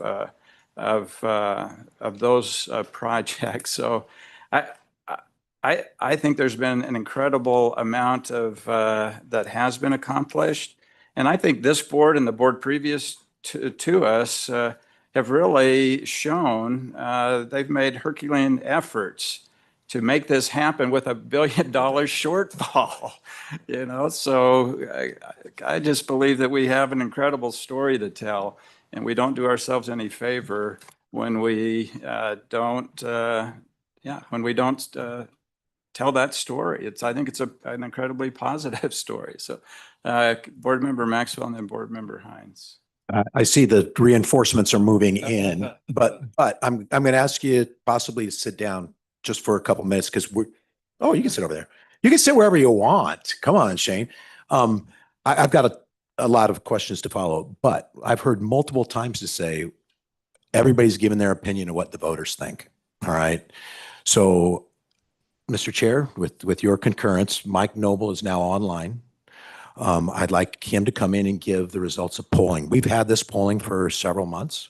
It was funded by SLC, Tucson Association of Realtors, SABA, Arizona General Contractors Association, several folks who, yes, believe in strong infrastructure. So I'm not going to tell you it's not. But the reason we went with Mike Noble is Noble Predictive Insights when it comes to accuracy amongst all the polling groups. And I'd be willing to put wagers on this with people, with all the polling groups in the state of Arizona. They are the ones that closely actually predict the outcomes and the sentiment. We know we've gotten a lot of feedback from a survey. Surveys are people that are engaged like we are, who are passionate about something in the plan, nobody else. And so I would like to let him present his survey results, which may give us some insight to where the voters as of today sit. As of today. But Well, I think, so we put a pause on the polling presentation, which actually came first. So I think because we have this gentleman that was scheduled to speak now, I think we should put a pause on our discussion of item 6, have the polling discussion. And so item 6 might take a while. So I agree. Okay. So go ahead. So I've already kind of set that you could call up the Zoom meeting for us, please. And we will be able to get the full polling results to everybody on this board after this meeting and coming in. But I would like to introduce Mike Noble. He's the founder and managing partner, of course, because he's the only partner of Noble Predictive Insights. He's been in, I'll let him give his background. I've asked him to try to create this, make this as short as possible. But Mike, if you're there, if we could get the Zoom meeting called up on the screen, that'd be great. Yeah, no, I'm here. Thank you, Ted, as chairman and members of the RTA. Appreciate it. And sorry, I've been running from one thing to the next. I got here as soon as I could. I was at Fiesta Bowl this morning presenting, travel gaming after that. Now we're doing Southern Arizona transportation. So anyways, appreciate it. I'll share my screen here, results. Obviously for the content, be able to get this to you. And I know for time's sake, there's certain parts that I'll probably speed a little bit through and get through that. And briefly piggybacking off of what Ted said, which I could just figure out how to make this full screen here. Will be great. Oh, sure, there's a button somewhere here. All right, well, let's see here, presenting wise. Mr. There's Noble? full screen. Yes, yes, sir. Can you see that all right?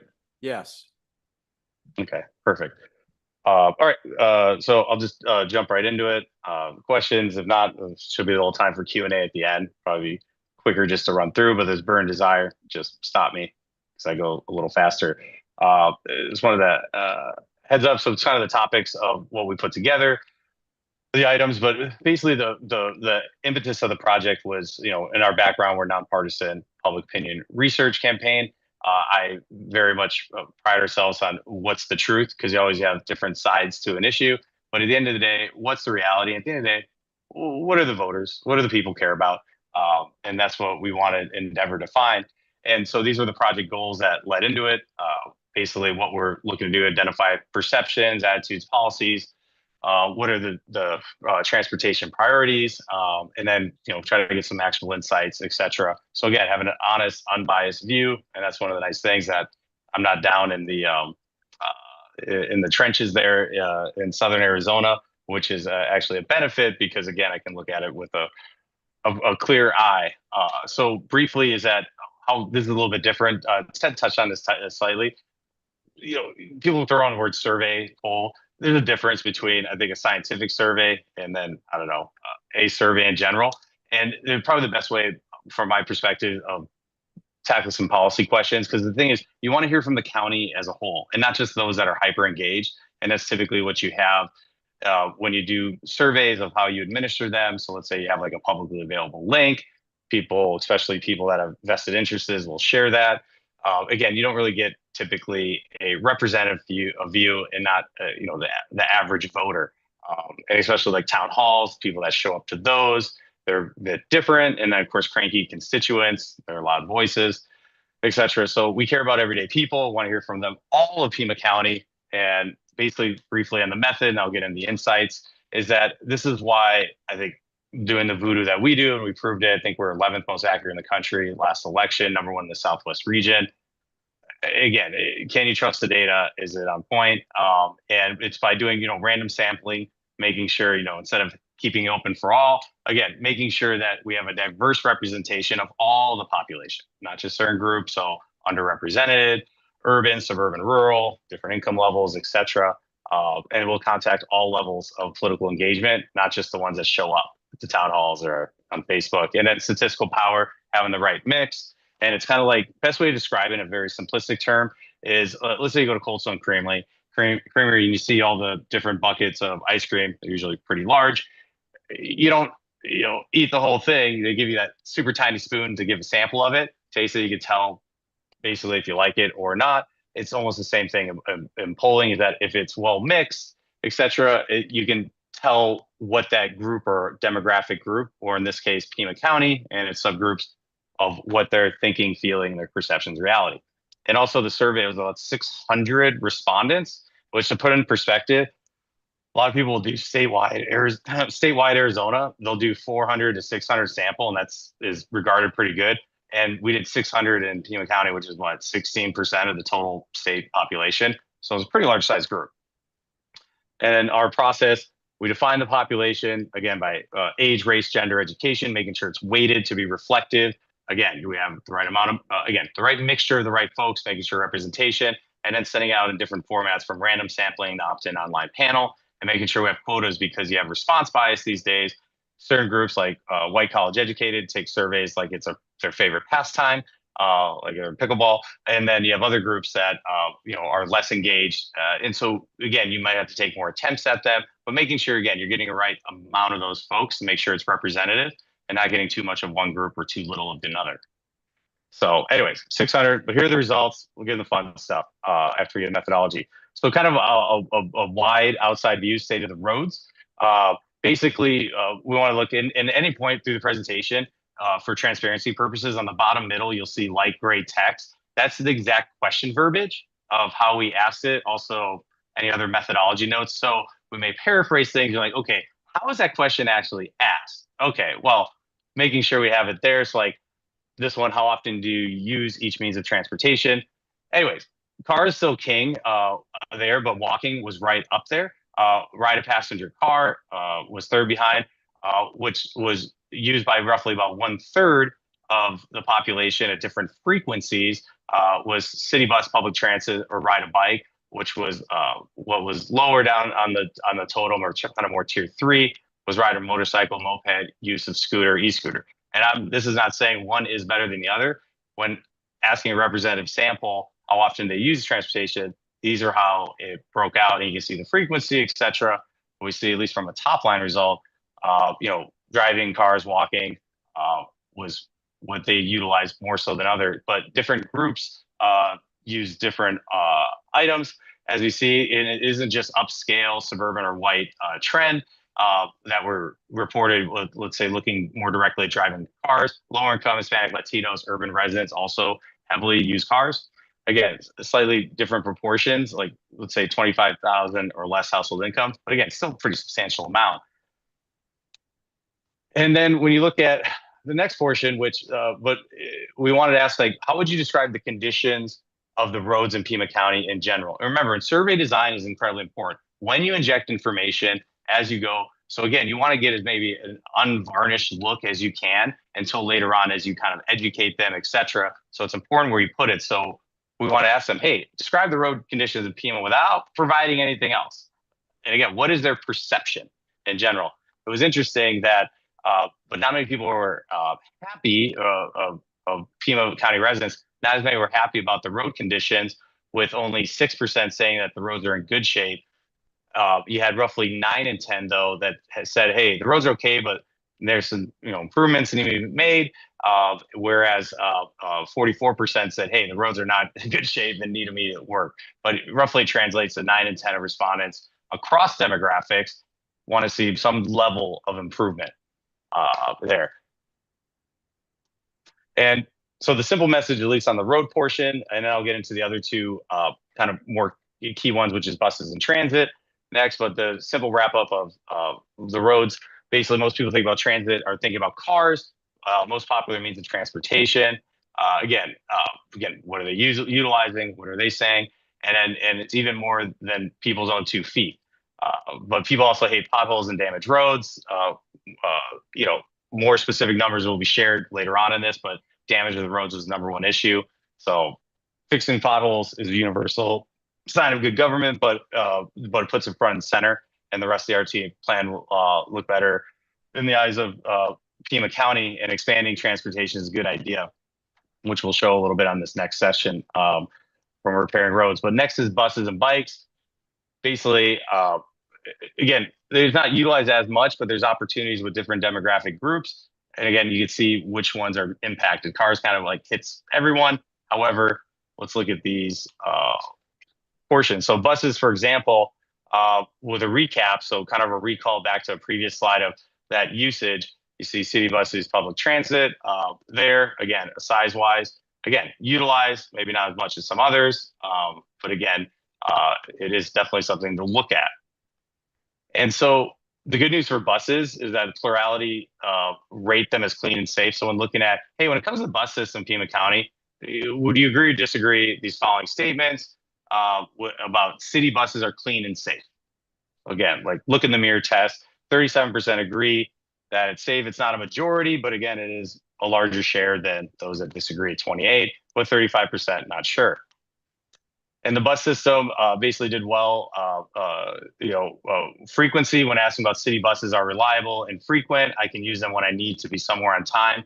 When asked that, they're seen as among Pima County residents as basically, they agree on the reliability and the frequency based out there. So pretty good news on the bus front. And some of the key groups in agreement, especially urban voters, or not voters, urban or general population residents. So 18 and plus, 18 years of age or older, 51% of urban, high school grad or less, so lower on the affluency category, and then lower end of the household income, 25,000 or less. So basically, Pima County residents who benefit most from mass transit are lower income, densely more populated areas that are more likely than average to say buses are reliable, frequent. Anyway, same thing with coverage. When I say, hey, how wide is that coverage? You don't feel the need to walk as far. Same thing. Overall, pretty good. Same type of groups. But again, for time's sake, I got more to get through that's probably more interesting. And of course, be able to see this afterwards. And I'm always happy to go through it with anybody if they'd like. And so people that ride the bus, how do they get greater ridership? Targeting the sometimes. So we also identified, hey, where are some opportunities of getting folks where the opportunities to increase ridership is. And again, mainly among those frequency, like people that ride the bus all the time. I mean, they're riding it all the time. But really, opportunity is, if they were safer, cleaner, faster, would you ride them more? We found that you'd get a bigger uplift of all those people that are that use it but are less frequent users of the bus. So you could increase that an opportunity. And on bikes, essentially the same thing here. What do you think about the bike facilities, et cetera? They're like buses. People don't bike as much, but they like the existing system, I think is the big takeaway. So Pima County residents basically generally have a neutral to decent impression of the bike system across demographics, but there's room for new cyclists from every group. There's a question. And so on safety, there's a bit of a perception problem. And it's interesting when you look at all respondents in Pima County compared to people that ride bikes daily, we've uncovered that there's a bit of a perception issue depending on which audience you're talking to.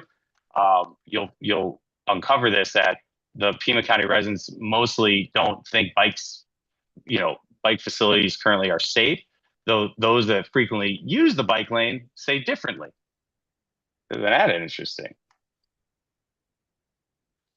All right, and then but bus riders, there's some more stuff on there too regarding bike lanes, but I know we have limited time based on your agenda, so if you don't mind, I'm probably going to get to what you all probably care most about, which is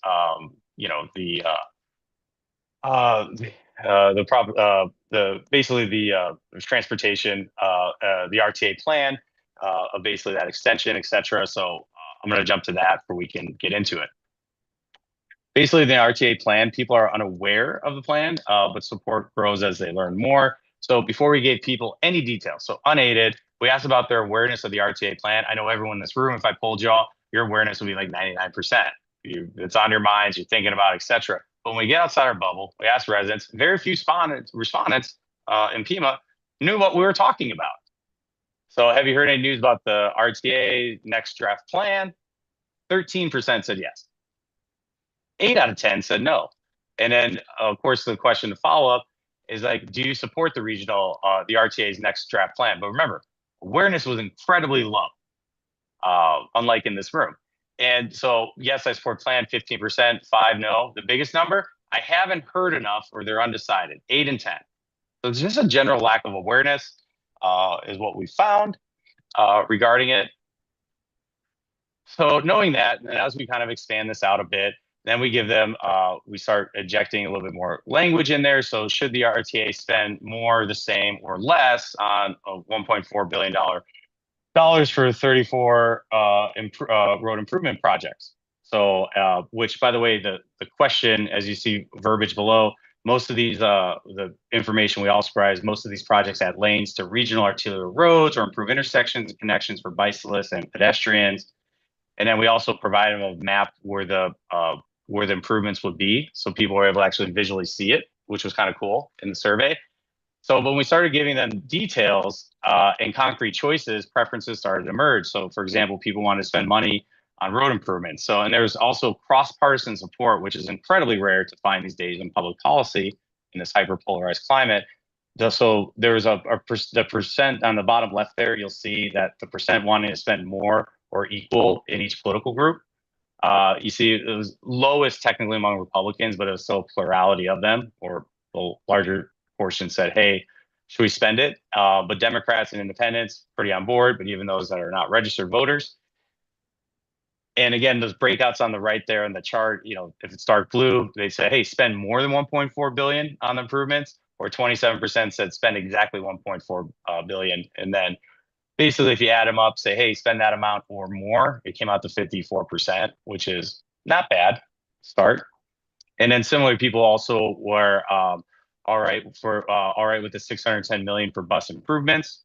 So again, testing some of these items out, which you see the verbiage down there. The draft plan proposes spending 610 million on maintaining current bus routes, funding, increasing frequency of stops, adding rapid transit, bus on Stone Avenue, and making other improvements with bus service. So again, we tested kind of blanket overall. They would generalize it. Now we start testing the individual components to see again where those sat. And you see overall there was about 49% said either spend that amount or more. And there's some key demographic groups on the left that were driving it, like lower household income. But as we identified earlier, they utilize the system more than others. And of course, urban voters as well. So those that benefit from the bus most want this spending. Makes sense. And then the arterial road repair had the best numbers actually of any piece of the plan we tested. So again, we tested the various pieces of it. This one actually performed the strongest. So again, like, you know, like any package, there's 5 parts to a package. You know, there's typically one that's really driving. This one had the biggest amount of support, basically, which you had 67% said spend 20 million or exactly or more, essentially. But this one was a winning issue across ideological groups. They wanted like moderates, conservatives, heck, liberals, unsure ideology. So again, just kind of didn't matter who you were. It cut across over. Paving the roads is something that every ideological group wants. And then there's a portion of it, I think 25 million improved wildlife linkages. And those were also popular too, though. Again, less of a price tag or price tag maybe compared to the overall package. Massive, but again, tested really well. So this is one of the ones that are very looked at good from voters, or voters are from the population in Pima County, and no matter where you go in the county, there's a solid base support for funding wildlife linkages. So that was a good portion of it. But here's putting it all together. So we looked at a close-up view of those 4 kind of core components of it. People are typically willing to spend, so kind of putting them all together from a top-down view, so you can put it all together there. People are typically willing to spend as much or more than what was laid out in the plan. So I think that was a pretty good positive, especially right now with, okay, and we know that Arizonans and across the country, there's a lot of pocketbook issues, inflation, housing affordability, uncertainty with trade, all this other stuff. Again, given all that, even with that stuff going on, again, people are willing to spend money on this. And especially a lot of the core components, some are a little better than others, but overall together, they're all really great. And so after hearing about those pieces of the project, support for the RTA plan jumped. Remember when we pre-tested initially? So remember that survey logic, we start with awareness, attitudes, etc. Then we get into the core issue itself. We start unaided, we start educating them, etc. And then we want to retest, hey, does that have an impact? Pre-test was 15% support, 5% don't support, but again, 8 and 10 haven't heard or undecided. All right. But again, then we educated them on, I think those are the items, maybe not exact, but probably within the ballpark of what's being discussed. Post-test, okay, after hearing about all that stuff, 56% support the plan, and then only 11% don't support it, with 33% say they haven't heard enough or undecided. That's pretty good. You basically got, you converted a ton of those folks that have an informed opinion basically into the support column and got very little pushback from it. And especially when you're starting to throw dollar amounts and everything else in there, usually we'll get a bit more, but it even kind of circumvented, people that are kind of more pocketbook focused. So again, it seems that there's a need and they're willing to pay for it. So here's the next biggie question. In the last few questions, we mentioned the various improvements, adding lanes, etc. Here's a lot of things like people adding the price component. Well, we want to make sure we ask that. A lot of folks say, hey, we want to do XYZ thing. They kind of leave out the cost like anything.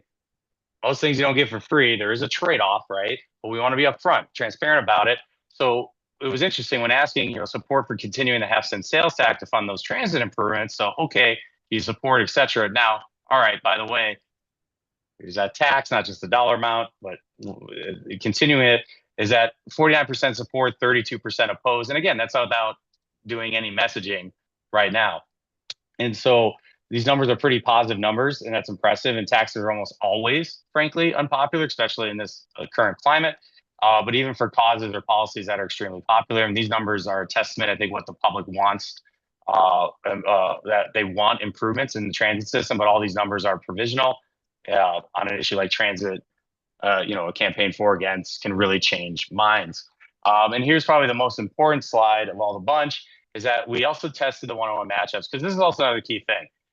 I guess you have these different ones. And again, we're not trying to bias it one way or the other. Our thing was, okay, can we design a survey, but again, give it enough looks where we can tease out, okay, what are some of the core things? And of course, what are the trade-offs? So we tested one-on-one matchups, but no, we couldn't do every single test due to the length of the survey. It was already kind of long. So we kind of did the core ones.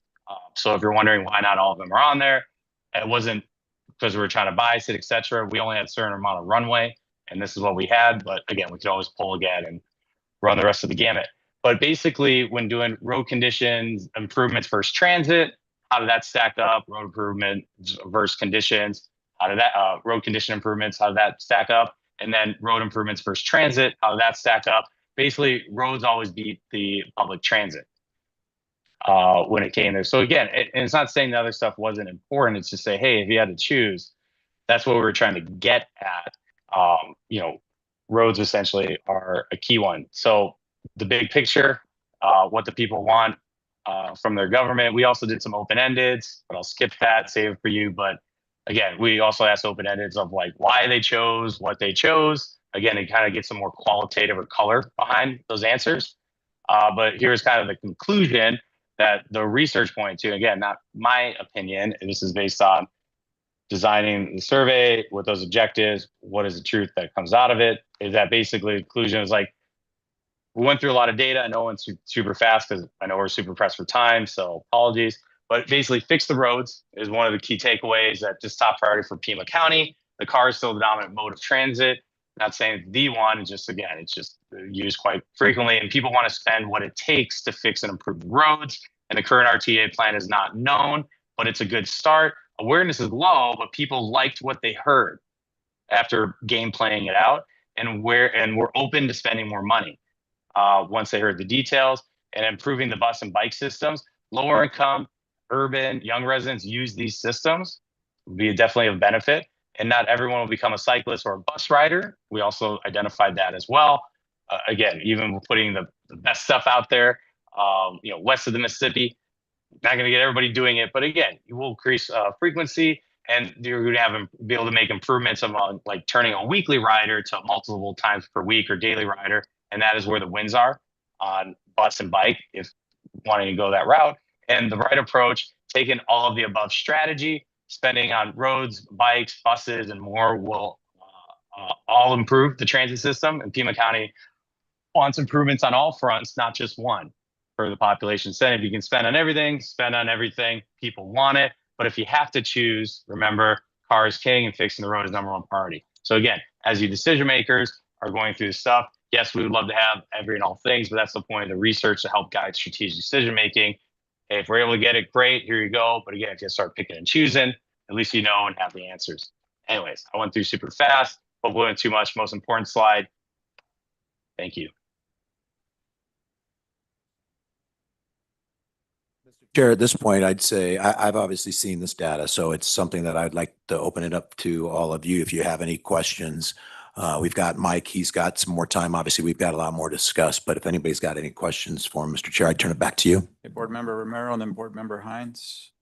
Thank you, Mr. Noble, for the presentation. As a person that has to run for office, I've seen many, many polls. And as the mayor, I've had to run several initiatives through our voters. But I guess my question to you is a few. Did you test any negative messaging when you were doing this poll? Not in this one. It wasn't part of the objective. Okay. Because there will be negative messaging. And so in order to have a poll that presents a clear picture of how the voters are feeling, it's usually best practice to test negative messaging. Because of course, I mean, I've seen most recently a poll for 14. and 68% of the voters said they wanted what was put on that ballot. 68% of the voters said yes. And when we tested negative messaging, it went down to about 54%, which is good, but not that good. And so I think that negative messaging is going to be part of any election, and we should be prepared. And so, was this poll, when was this poll conducted? It was, field dates were February 24th through the 28th of 2025 was when it was in the field. Okay. That was before 414 was on the ballot. Okay. It's concerning to me that it's not a newer poll. And we did the same mistake, by the way. We had a poll in December of 24. Even after the election of President Trump. The election was in March of 25, and the numbers flipped. So we had 68% approval. After negative messaging, it was like 54% approval. The actual numbers of the election were very, very different with what our poll said. And that was the election results were the results of negative messaging. Some people spent hundreds of thousands of dollars against a sales tax initiative. And so it gave us the numbers that it gave us. A sales tax initiative, as you said, is very, very hard to pass. And of course, voters want, nice things. Voters want nice things, but are they willing to pay for it? And the type of negative messaging that we can hear based on the reality that we have on the table, I'm telling you, it's gonna come out. And sometimes it's organized campaigning against, and those that jump on board and do social media and other types of campaigns. And so it just concerning that this poll was done in February before the results of a sales tax election, where hundreds of thousands of dollars were spent pushing against a sales tax. And so I'm not sure if I feel comfortable with what we have in front of us. I mean, I'm not questioning the scientific process that you used, but I'm concerned that there was no negative messaging used in the poll to kind of try to test any negative messages against what you're trying to what we're trying to sell. Board Member Hines and then Board Member Maxwell. Were these registered voters, likely voters? What was the, because I'm just not.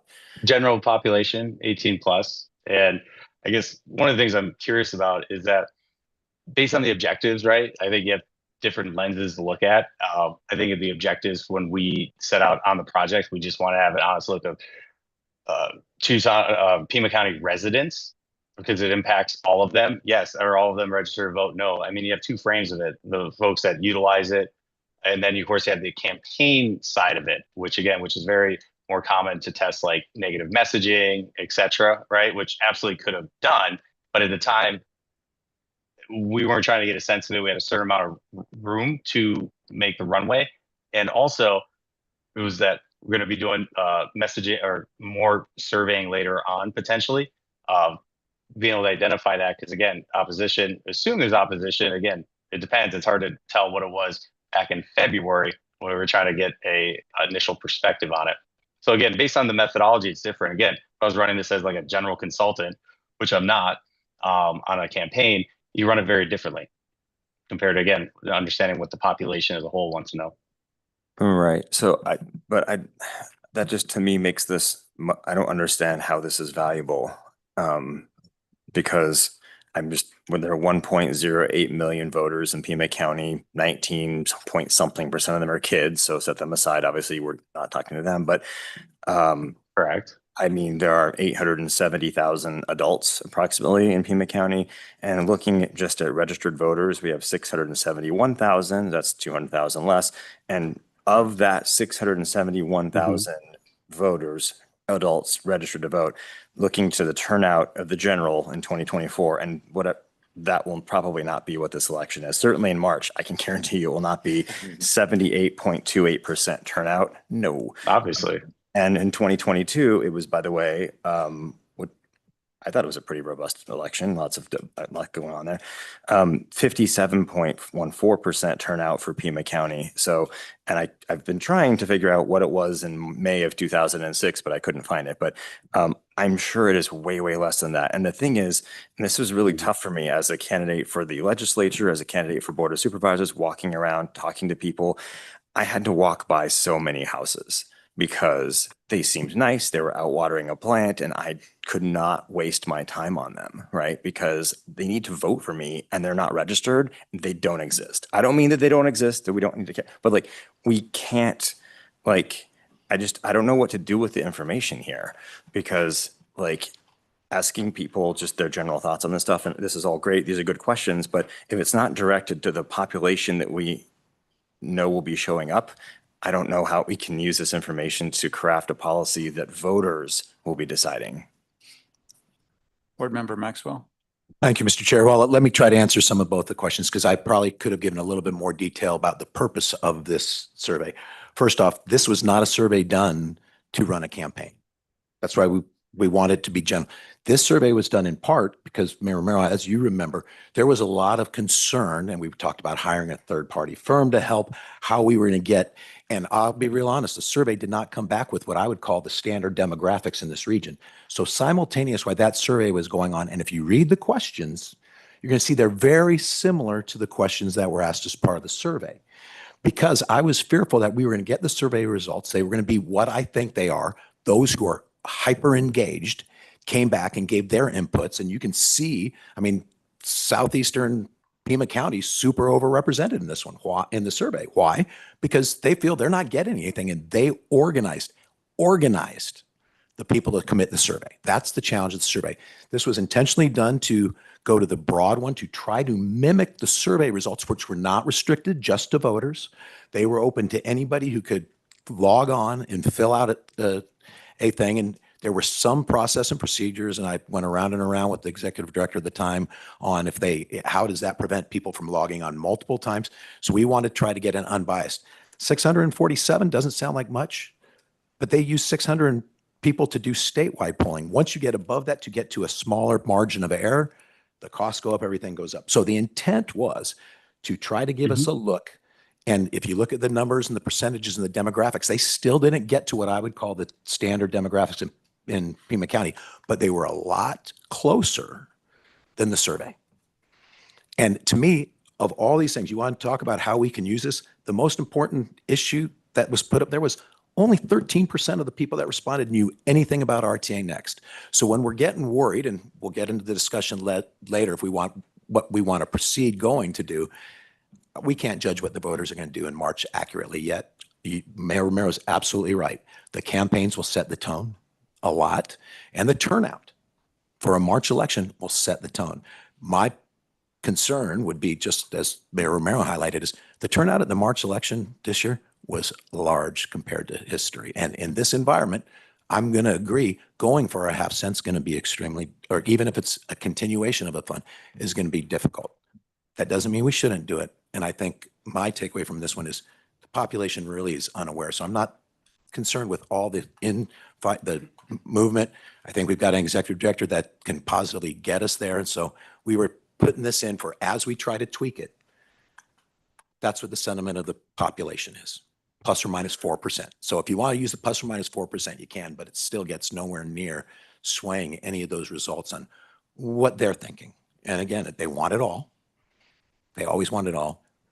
And we got 32% that said no, no matter what. We know we're starting this campaign with a 30% no matter what in Pima County. That's historic. We know that. So that's a long explanation, but the reason we didn't go for voters, the reason we didn't, because we tested no positive messaging either. There was nothing positive. There was nothing negative. It was the same lines that were on the survey. But there's no doubt negative messaging will tear off voters much easier than positive messaging. That's a true statement. So One follow-up, if I could. Did we at least test, do we know what proportion of these people were voters? Not that it was an exclusion or inclusion factor, but just like, were 50% of them voters or 70%? Do we even know that? When we asked the survey, we didn't have that. Again, I go back to Ted's portion of our objective at the time. Again, was basically of the survey that's currently going out there. Again, is that reflective of the population, or hey, what would be something that maybe gets at it and be more representative? So no, it wasn't part of the objective. We didn't have that on there. So again, my point is that I could do it all day. I think the last 8 ballot initiatives that have been on with Arizona, I've called every single one of them correctly within, whether it's marijuana legalization when it failed or when it passed, to abortion, etc.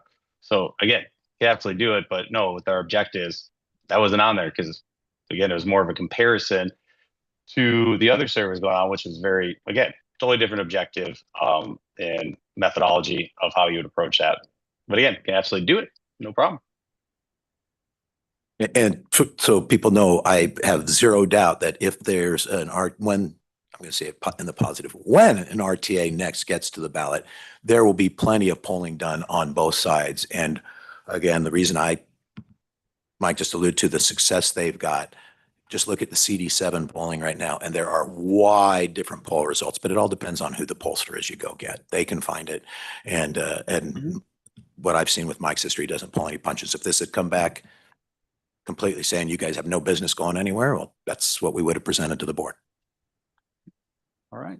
It was intended to be another example of the survey results. Thank you, Board Member Maxwell. Thank you, Mr. Noble, for joining us. We look forward to receiving your PowerPoint. And I understand that if any board member would like, that they can follow up with you to have a discussion about the material. Absolutely. It'd be my pleasure. We appreciate your time. Thank you. Thanks for the opportunity. We're Thanks. going to pivot back to item 6 of the agenda. Before we renew that discussion, we're into our meeting about 2.5 hours. Should we take a 5-minute break? Yeah. Okay. Okay. So let's try to, it's 2:25. So if we could really work hard to keep it at a 5-minute break, that'd be much appreciated. I was thinking when we come back, did you want to do a time check to see if everybody can stay past 3 o'clock? Okay, sure. It was good to put it out there. Yeah, that's good.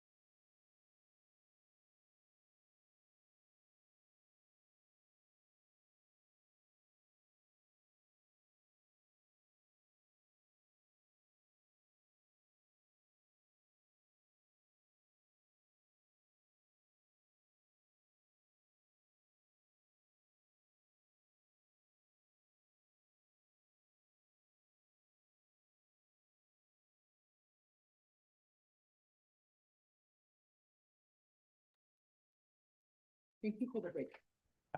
As soon as we have a quorum.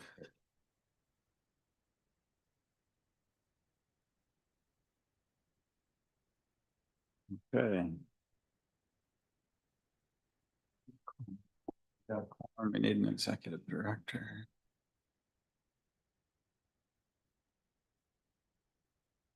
We're going to reconvene a special meeting. We took a pause on item 6. We're going to return to 6. Just as a reminder, Ms. Lesher gave a report on the TMC meeting. For the board's information, the current direction from the board is to prepare for a March 2026 election. The TMC made a motion. It was made by Mr. Dilly, the town of Sarita, recommended that RTA board not hold an election in March 2026. Instead, it was proposed that the TMC continue meeting, return to the RTA board on July 31st, which is our next scheduled meeting, with recommendations and strategies for delivery of RTA 1. The motion was seconded by Christina Swallow, City of Tucson, unanimously approved. So we're having a discussion about whether to proceed as directed or to make a change based on the motion that was made by TMC. I'm going to open it up to the board. Board Member Maxwell. Thank you, Mr. Chair. One question I've got for the Administrator Leschers is the motion that you made and what we're going to talk about later is one thing. I just want to know is if we decide today or not to either say no in March or yes in March, does that impact the board, the TMC's ability to give us this proposal for RTA 1 completion? Board Member Maxwell, no, it does not. Okay, We will so continue. the decision doesn't have to be made today in order for you to come back to us July 31st with your recommendations. Sir, our work will continue regardless. Thank you, ma'am. Thank you, Mr. Chair. Other discussion? Guess I'll add in a little bit. I think being that we're on a short time frame, I think as we have TMC coming back with what that costs to complete and the deliverability of it. But I don't think it would be a waste of time to have our input, our tweaks. I think those things can run simultaneously and still give us the ability to make a decision. Because we're going to come back twice, July 31st and whatever time in August. And I just think it's positive to have as much information to act upon as we move forward. I mean, it could end up in the same place. We could find out other options. We talk about option 1. And we have the ability. So I'd hate to have all the hard work go to waste. And, I don't think it would be bad to continue, a parallel road. Board Member Romero. Thank you, Mr. Chair. I'm highly concerned of keeping the conversation going on a March 2026 without having concrete solutions for what seems to be a $500 million problem that we have on our hands. And although I absolutely agree with you, Chair Winfield, that RTA 1 has really good elements that we have been able to complete. And I would say on our end, as the City of Tucson, the streetcar there, I hear the bell here every time I sit and have a meeting. Really good things, absolutely. But we have to be realistic, and I am concerned that we're not saying definitively, let's take a pause and find and really focus our entire efforts on figuring out how to pay for RTA 1 projects. It's concerning. And I'll tell you, I mean, the City of Tucson has 17 projects, or is it 19 projects that are not complete and that we have to deliver to the voters of Tucson. And not having an answer and not having a focus in terms of finding that solution concerns me. Other discussion? I believe the earlier presentation made by Mr. Ortega really, at least for me, answers some of these questions about the path forward to complete RTA 1. And it very may well be that by moving forward, I mean, I've always believe that RTA Next actually may hold part of the answer to completing RTA 1. So that's I have concerns about delaying it, quite honestly, that in many ways it may exacerbate the problem rather than improve the problem. But because transit becomes a topic, you know, a concern, a $31 million, 31, 32, something in that neighborhood issue. I don't know if a motion would need to be made, but I would be in favor of continuing with the direction to go to a March 26 election, and then concurrently working towards our solution to RTA, to the RTA 2006 or RTA 1, whatever we want to call it. That would be so no change in direction as far as I'm concerned. Mr. Chair, I'm going to agree with you on, I think we need to move forward, but I do think, because I wholeheartedly agree, if we hit and we're not, remember, we're just talking about working 7 weeks to try to figure out if we can get an acceptable plan that we can hopefully all do. 9 of us will go, yes, let's put this on the ballot. But if we don't have that solution to how we're going to fund the RTA 1 projects no later than January, you know, I'm not saying they're all going to have ground broken, but we've got to be able to go with a plan. And that's where I'm relying on the TMC and their expertise of how we can do that to give the public the confidence and to give the city the confidence, because you've got the most projects that are still coming along that, okay, that's commitments, that's where they're going, that's how we're going to do it. And the likelihood of success is greater than of coin flip. You know, it's got to be something that you feel comfortable with. But I think at this point, we've come so far. Yesterday, I know they were saying it's taken 3 years to get the plan this far. It's taken 6. So if we drop kick and stop 7 weeks short, I just don't believe we've given it the effort. So I absolutely concur. I do have one more question. One of the things that they talked about yesterday quite heavily was we've laid out scenario 1, as you said. And to me, that scenario is just absolutely unacceptable. We're 15 years. We're going to commit every single penny coming into this region from going to any of our, I think that's dangerous. So scenario 1, were there other alternative sources of funding that was discussed yesterday? And I know the answer because I listened to the whole thing. But could you just talk about what the other alternatives that you discussed? Because I think some of those have their own questions if they're even viable. And Chair Winfield, Mr. Maxwell, yes, one of the conversations that came up, and it's been happening all around the community, is whether or not, if a half-cent sales tax is a half-cent sales tax, if it's not passed by the RTA and the voters, could it be passed by the Board of Supervisors of Pima County? And if you probably heard yesterday, the discussion was that that can occur. It would require a unanimous vote of the Board of Supervisors, which is something that, as we said yesterday, has not occurred since 1864. So it is not as if there's going to be an immediate or easy pivot to a unanimous vote, but it was the conversation that I think has been getting the most attention about what a plan B might be.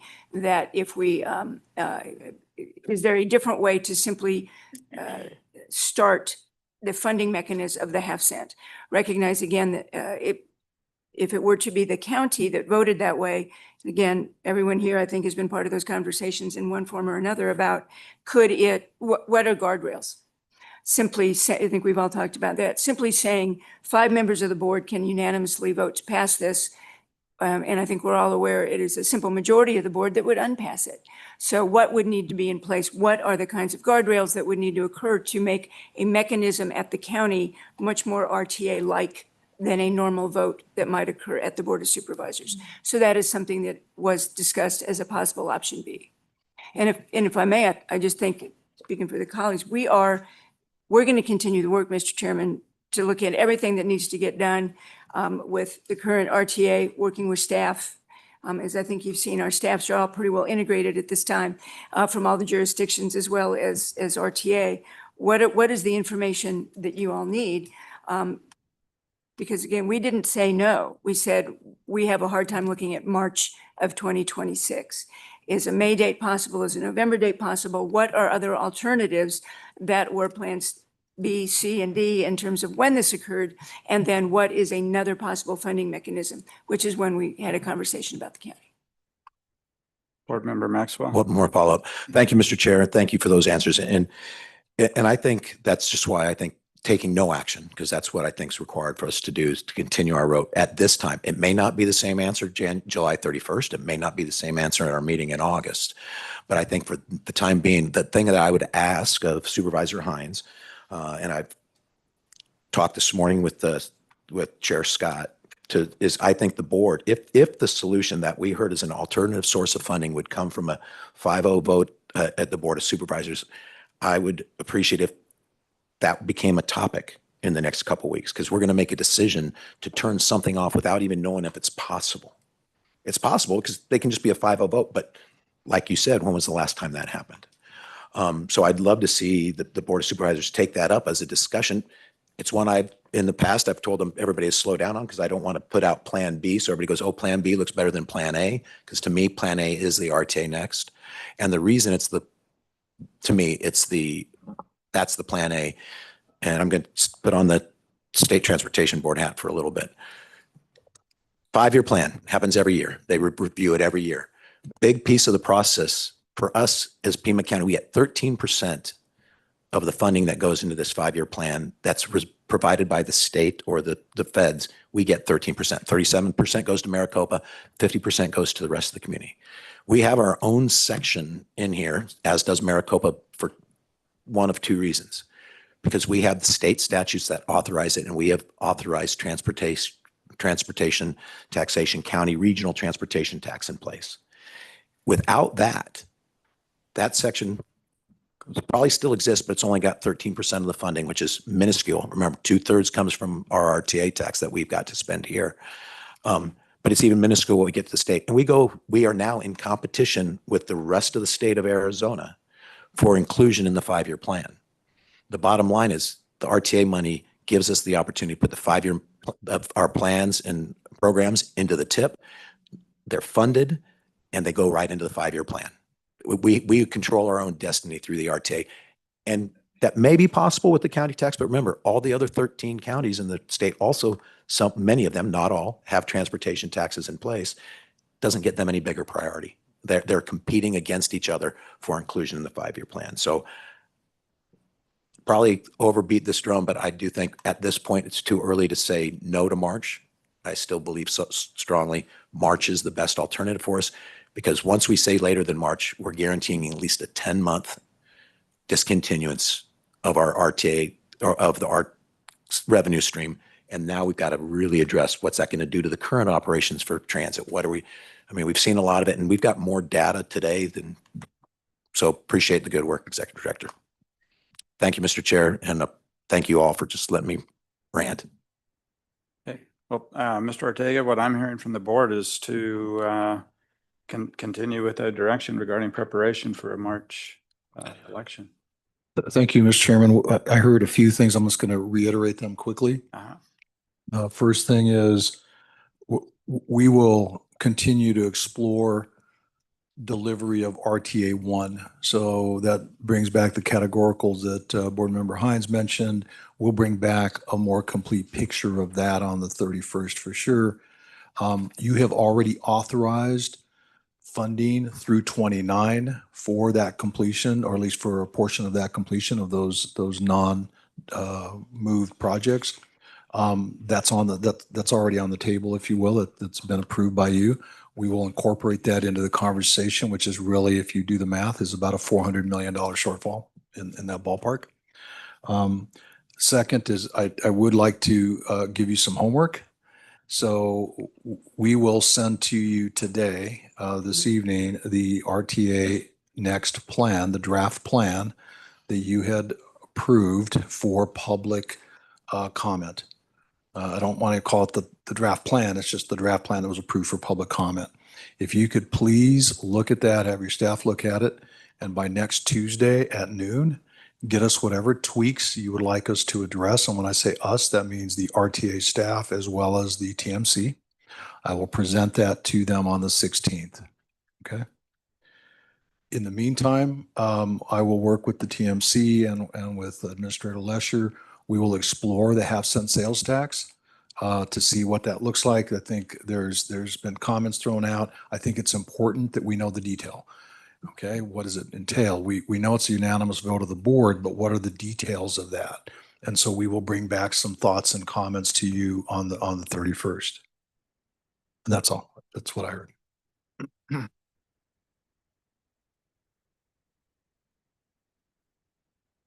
Mr. Ortega, I also would, some of the legal questions that we've asked, one of those that I have is what is our obligation to finish these projects when we haven't collected the money?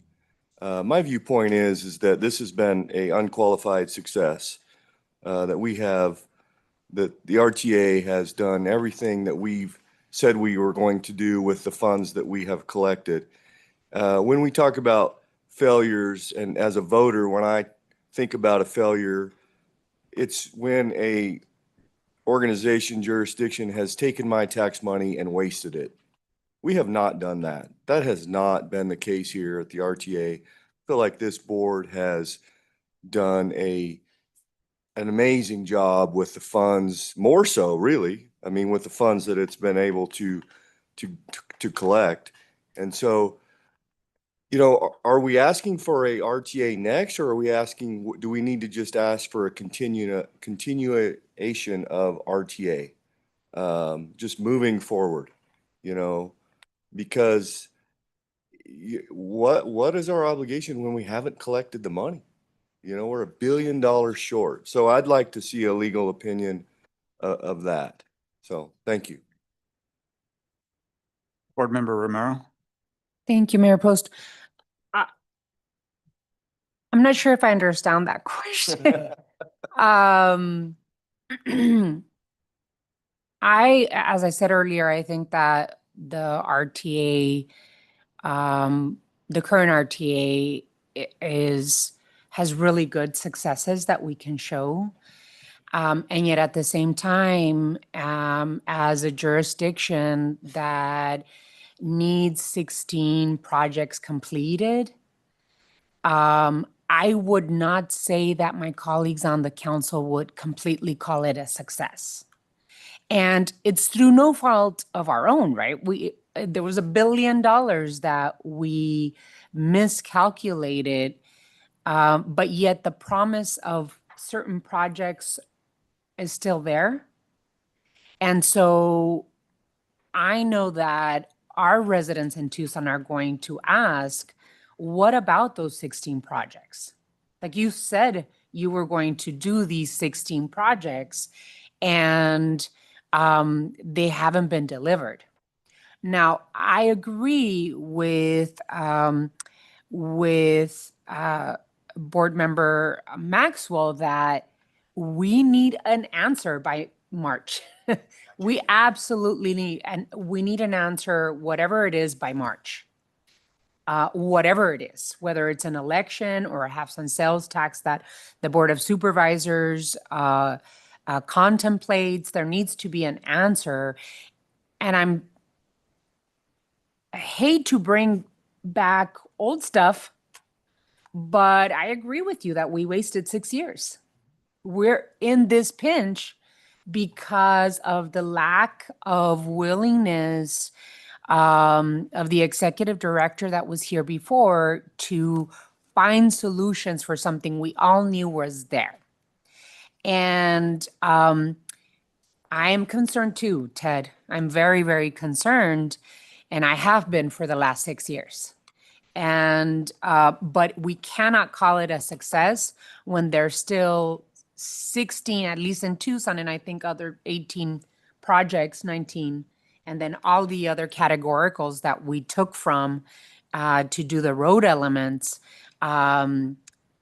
that we still have to answer to the voters.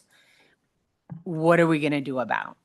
And for us, for the city of Tucson, and we've maintained this for many years, how are we going to deliver the RTA 1 program?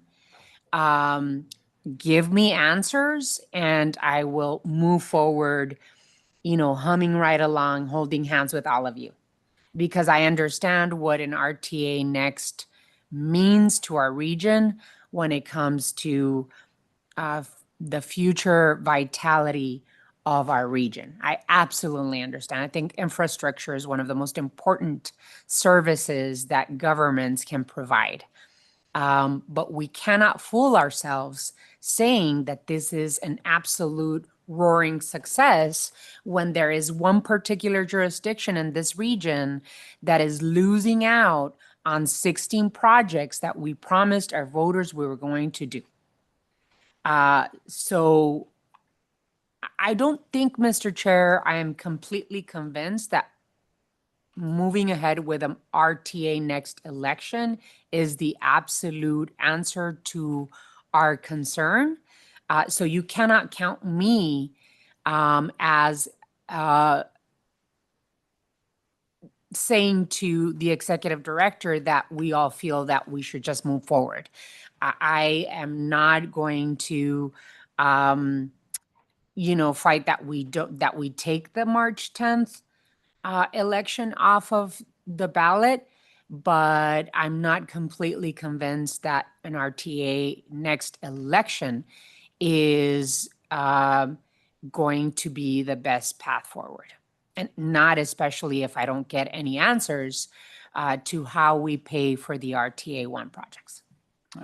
Understood, Board Member Romero. And I believe we're going to get those answers, and July 31st will be that much closer.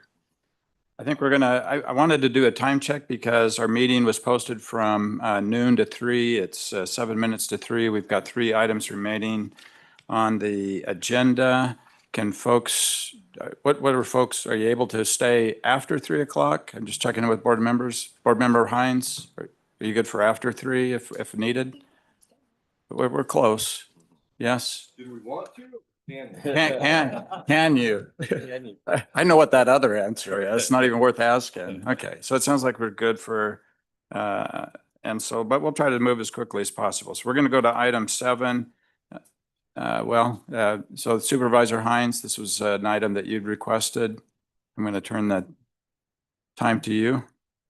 RTA next ballot measure date. Yeah, okay.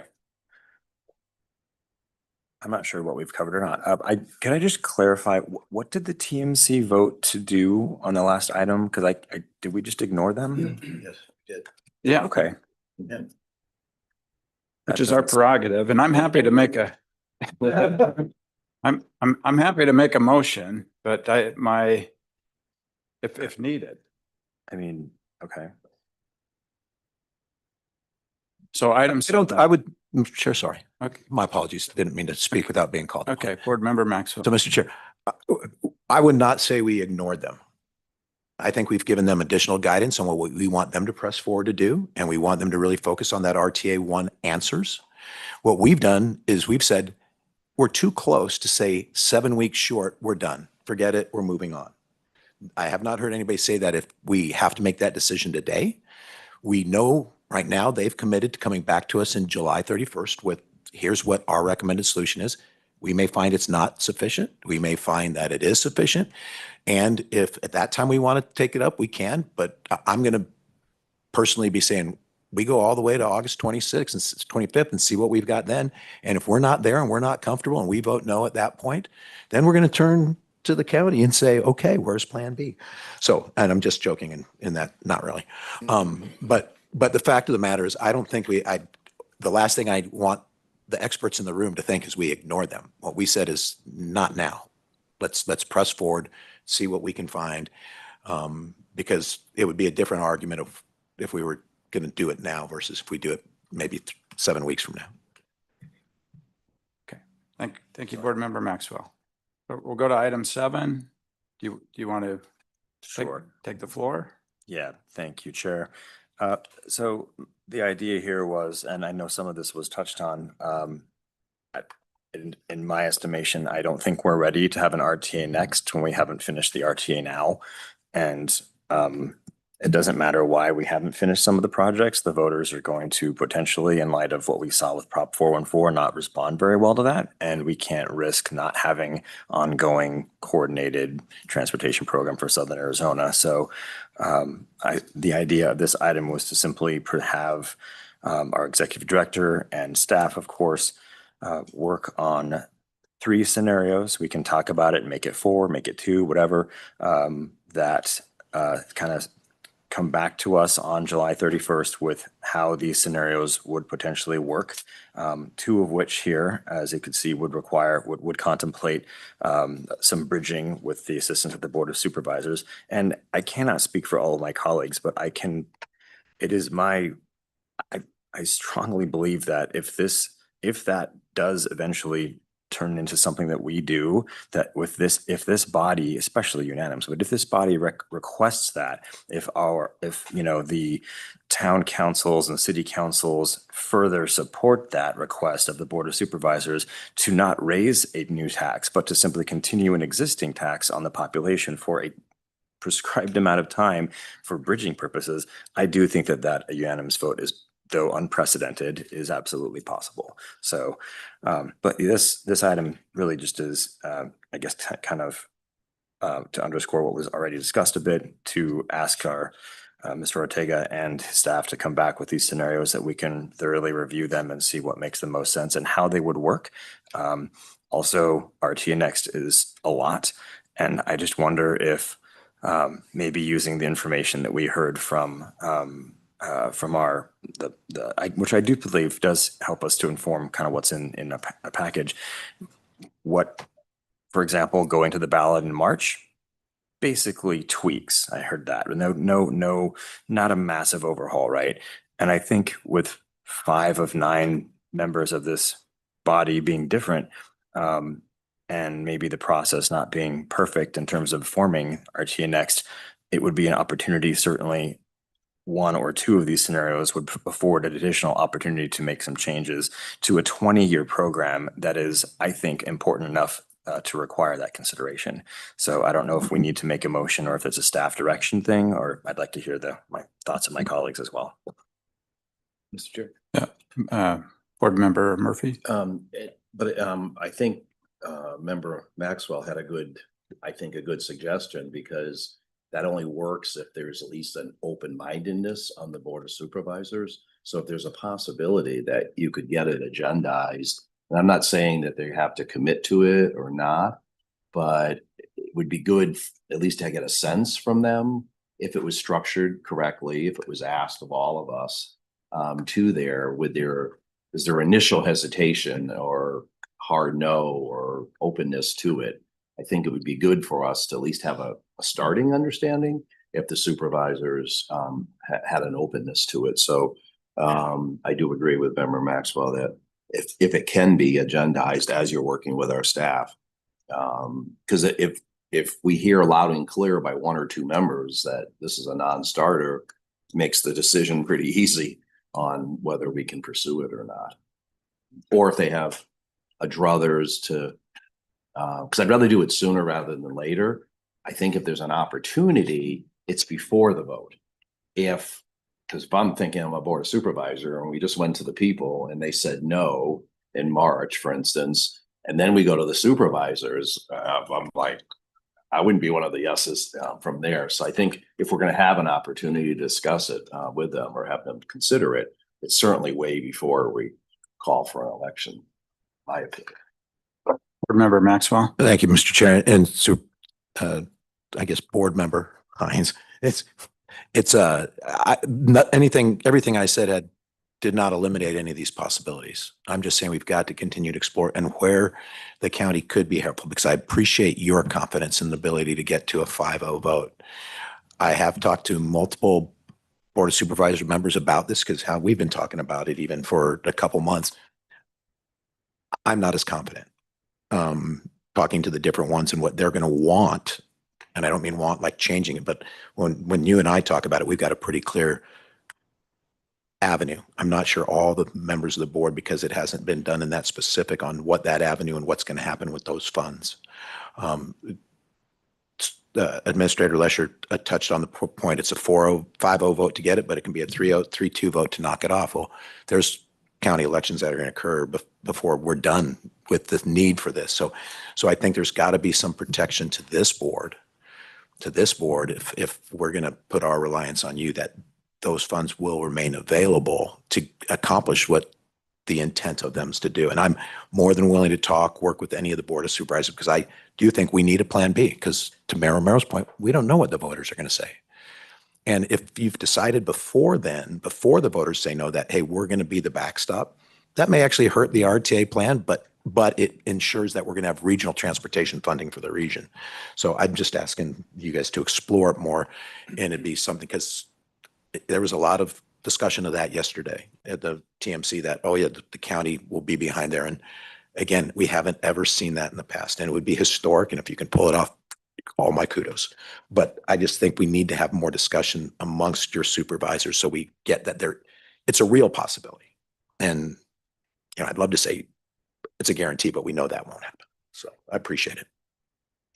Yeah, I don't think you could ask for a guarantee, but it would be good to get some sense of their interest in that. Mr. Ortega, I mean, you can see these different scenarios. It's 3 weeks to our next meeting. Is it within your capacity to look at these along with everything else that we've asked you to do? Of course. Let me rephrase these a little bit and how I interpret the deliverable. The first is basically what I've asked for you to do, which is tweak the plan, get it back. We go through that process that I've already outlined. So it'll rely upon you to be able to get back some information that assumes that March 10th election. So it's in essence tweaking the existing plan. The second one is a process for developing a new plan, which is potentially more than tweaks, because it says a new 20-year plan. And that election, when it says later in 26, I'm assuming that's November. So I'll bring back scenarios for that, what that could look like in terms of a process for an election. Now, my suggestion is we could go in May as well, but my suggestion would be, if we're going to delay past March, we ought to just go to November, give us more time to work out whatever details on the plan. Can I just interject, because you said it says each of these say a new 20-year RTA plan. I take that, my interpretation of that is not a new, it's a new, it's the 2026 RTA next. It's not, let's scrub RTA next completely and develop a brand new plan. What, could you clarify, council member? Sure. Board member? Yeah. So I think as we've heard, the first scenario will have to largely be what RTA Next is now. But something that I would like to hear from our executive director as well as staff is that, to what degree could we develop, make much more significant changes to something that would be voted on, for example, in November of 2026, and certainly something that would be voted on following completion of RTA, all of the, delivery of all the RTA ones. So I think that could be, completely redone. Yeah. So that would actually one of the things I would like to, have that assessment, how much different, what kind of changes can be made, in each of those three scenarios. Mr. Chairman, I think the way that I would phrase that, at least for now, would be that the first one is tweaks to the existing plan. The second and third one are potentially more substantive changes to the existing plan. So I'm going to start with the existing plan. That's the basis, that's the framework. And then we can make, we'll say, more changes or bigger changes, because we'll have more time to vet them and have more discussion. I guess that's how I maybe should have said that. Okay. And then the third one is just, what does it look like if we were to go after? And basically each one of those last two scenarios means, how are we dealing with transit as a region? How are we dealing with some of the other challenges? Basically, that's the fundamental difference. There'll be a parallel track of development of a new plan, et cetera. So I think we can work on that. Most of that already exists. It's just a matter of articulating it, putting it down on paper. Thank you, Mr. Chairman. All right. We'll go on to item 8. Board Member Hines, that's your item. Oh, right. So it is. Yeah, but, I just think we got some information just a little bit ago, but I think making sure that the executive director has the ability to enter into a contract with polling on voter sentiment, specifically voter sentiment regarding, I guess, existing RTA, RTA Next, all that. I think it would be very helpful for us to be able to have him have that ability. So that is what I wanted to discuss and hear feedback from colleagues and possibly vote on if we have to. Mr. Chairman, happy to take on that assignment. What I would suggest is if you'd like to give me direction, we will kind of park that for now until we get more clear direction on March 26th. And then as we get closer, that might be a conversation to have, simply because you heard some of the dated information even as late as February, which didn't seem that late. But when you think about it in the context of voter sentiment, we may want to delay that a little bit until we get a little closer.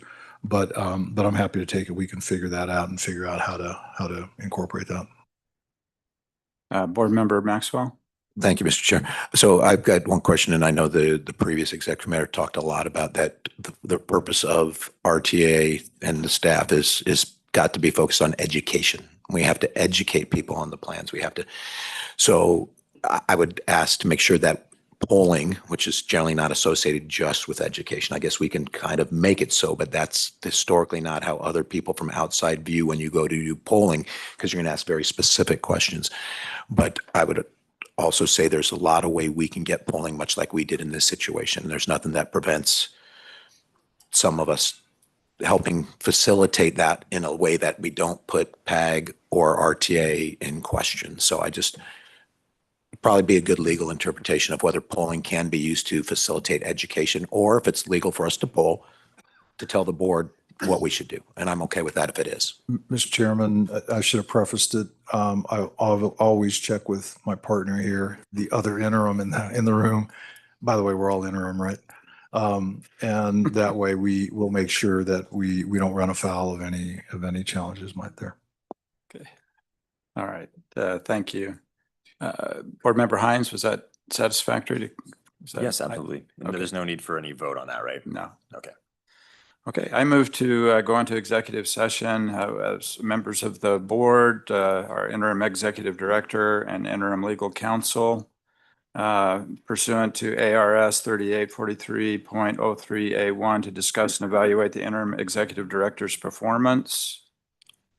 I'll move to executive session. Yeah, I moved it. So if you'll second. Second it. Okay, seconded by Board Member Murphy. All in favor, say aye. Aye. Any opposed, nay. We'll go into executive session and return back to special session when that's complete.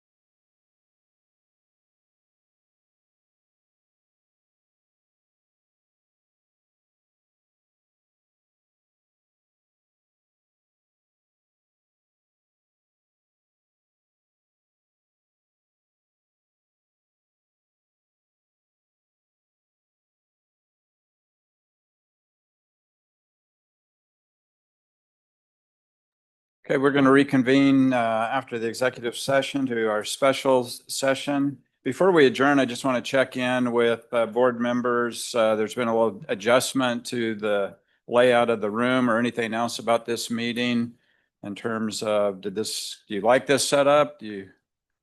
Anybody not like it? Maybe that's the better question. Yeah. I loved it. I love the intimacy of it, having staff, at the table. And I appreciate having, whatever you can up on the screen, because that always helps. It's, we're talking about meetings. Yeah. One thing I would, because I've had a lot of people that watch us on. And Too often we've got like this up there instead of just having the cameras up there. And the same thing when the other day TMC, when you guys were getting some of your most important conversation, if I didn't recognize the voices, I would have had no idea who was talking. And the whole time there was the one slide up there that had to do, it's one of the ones you gave us. Yeah, it was up there for 45 minutes while everybody else is talking. And yeah, I fully agree because here's my question. Why didn't you not do that today yet? When I called in from Switzerland, you had me on big screen.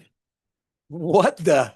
Because you are you. I mean, I wasn't wearing a tie. It was, yeah. Okay, all right. So on behalf of the board, Mr. Ortega, we want to express our appreciation for all the preparation for this meeting, staff as well. So thank you. We want to acknowledge that there's a lot of work that goes into preparing for these meetings. And so we appreciate it very much. And board members, thank you for your participation today. And with that, we will adjourn this special meeting. Thank you. Thank you. Right on time. If you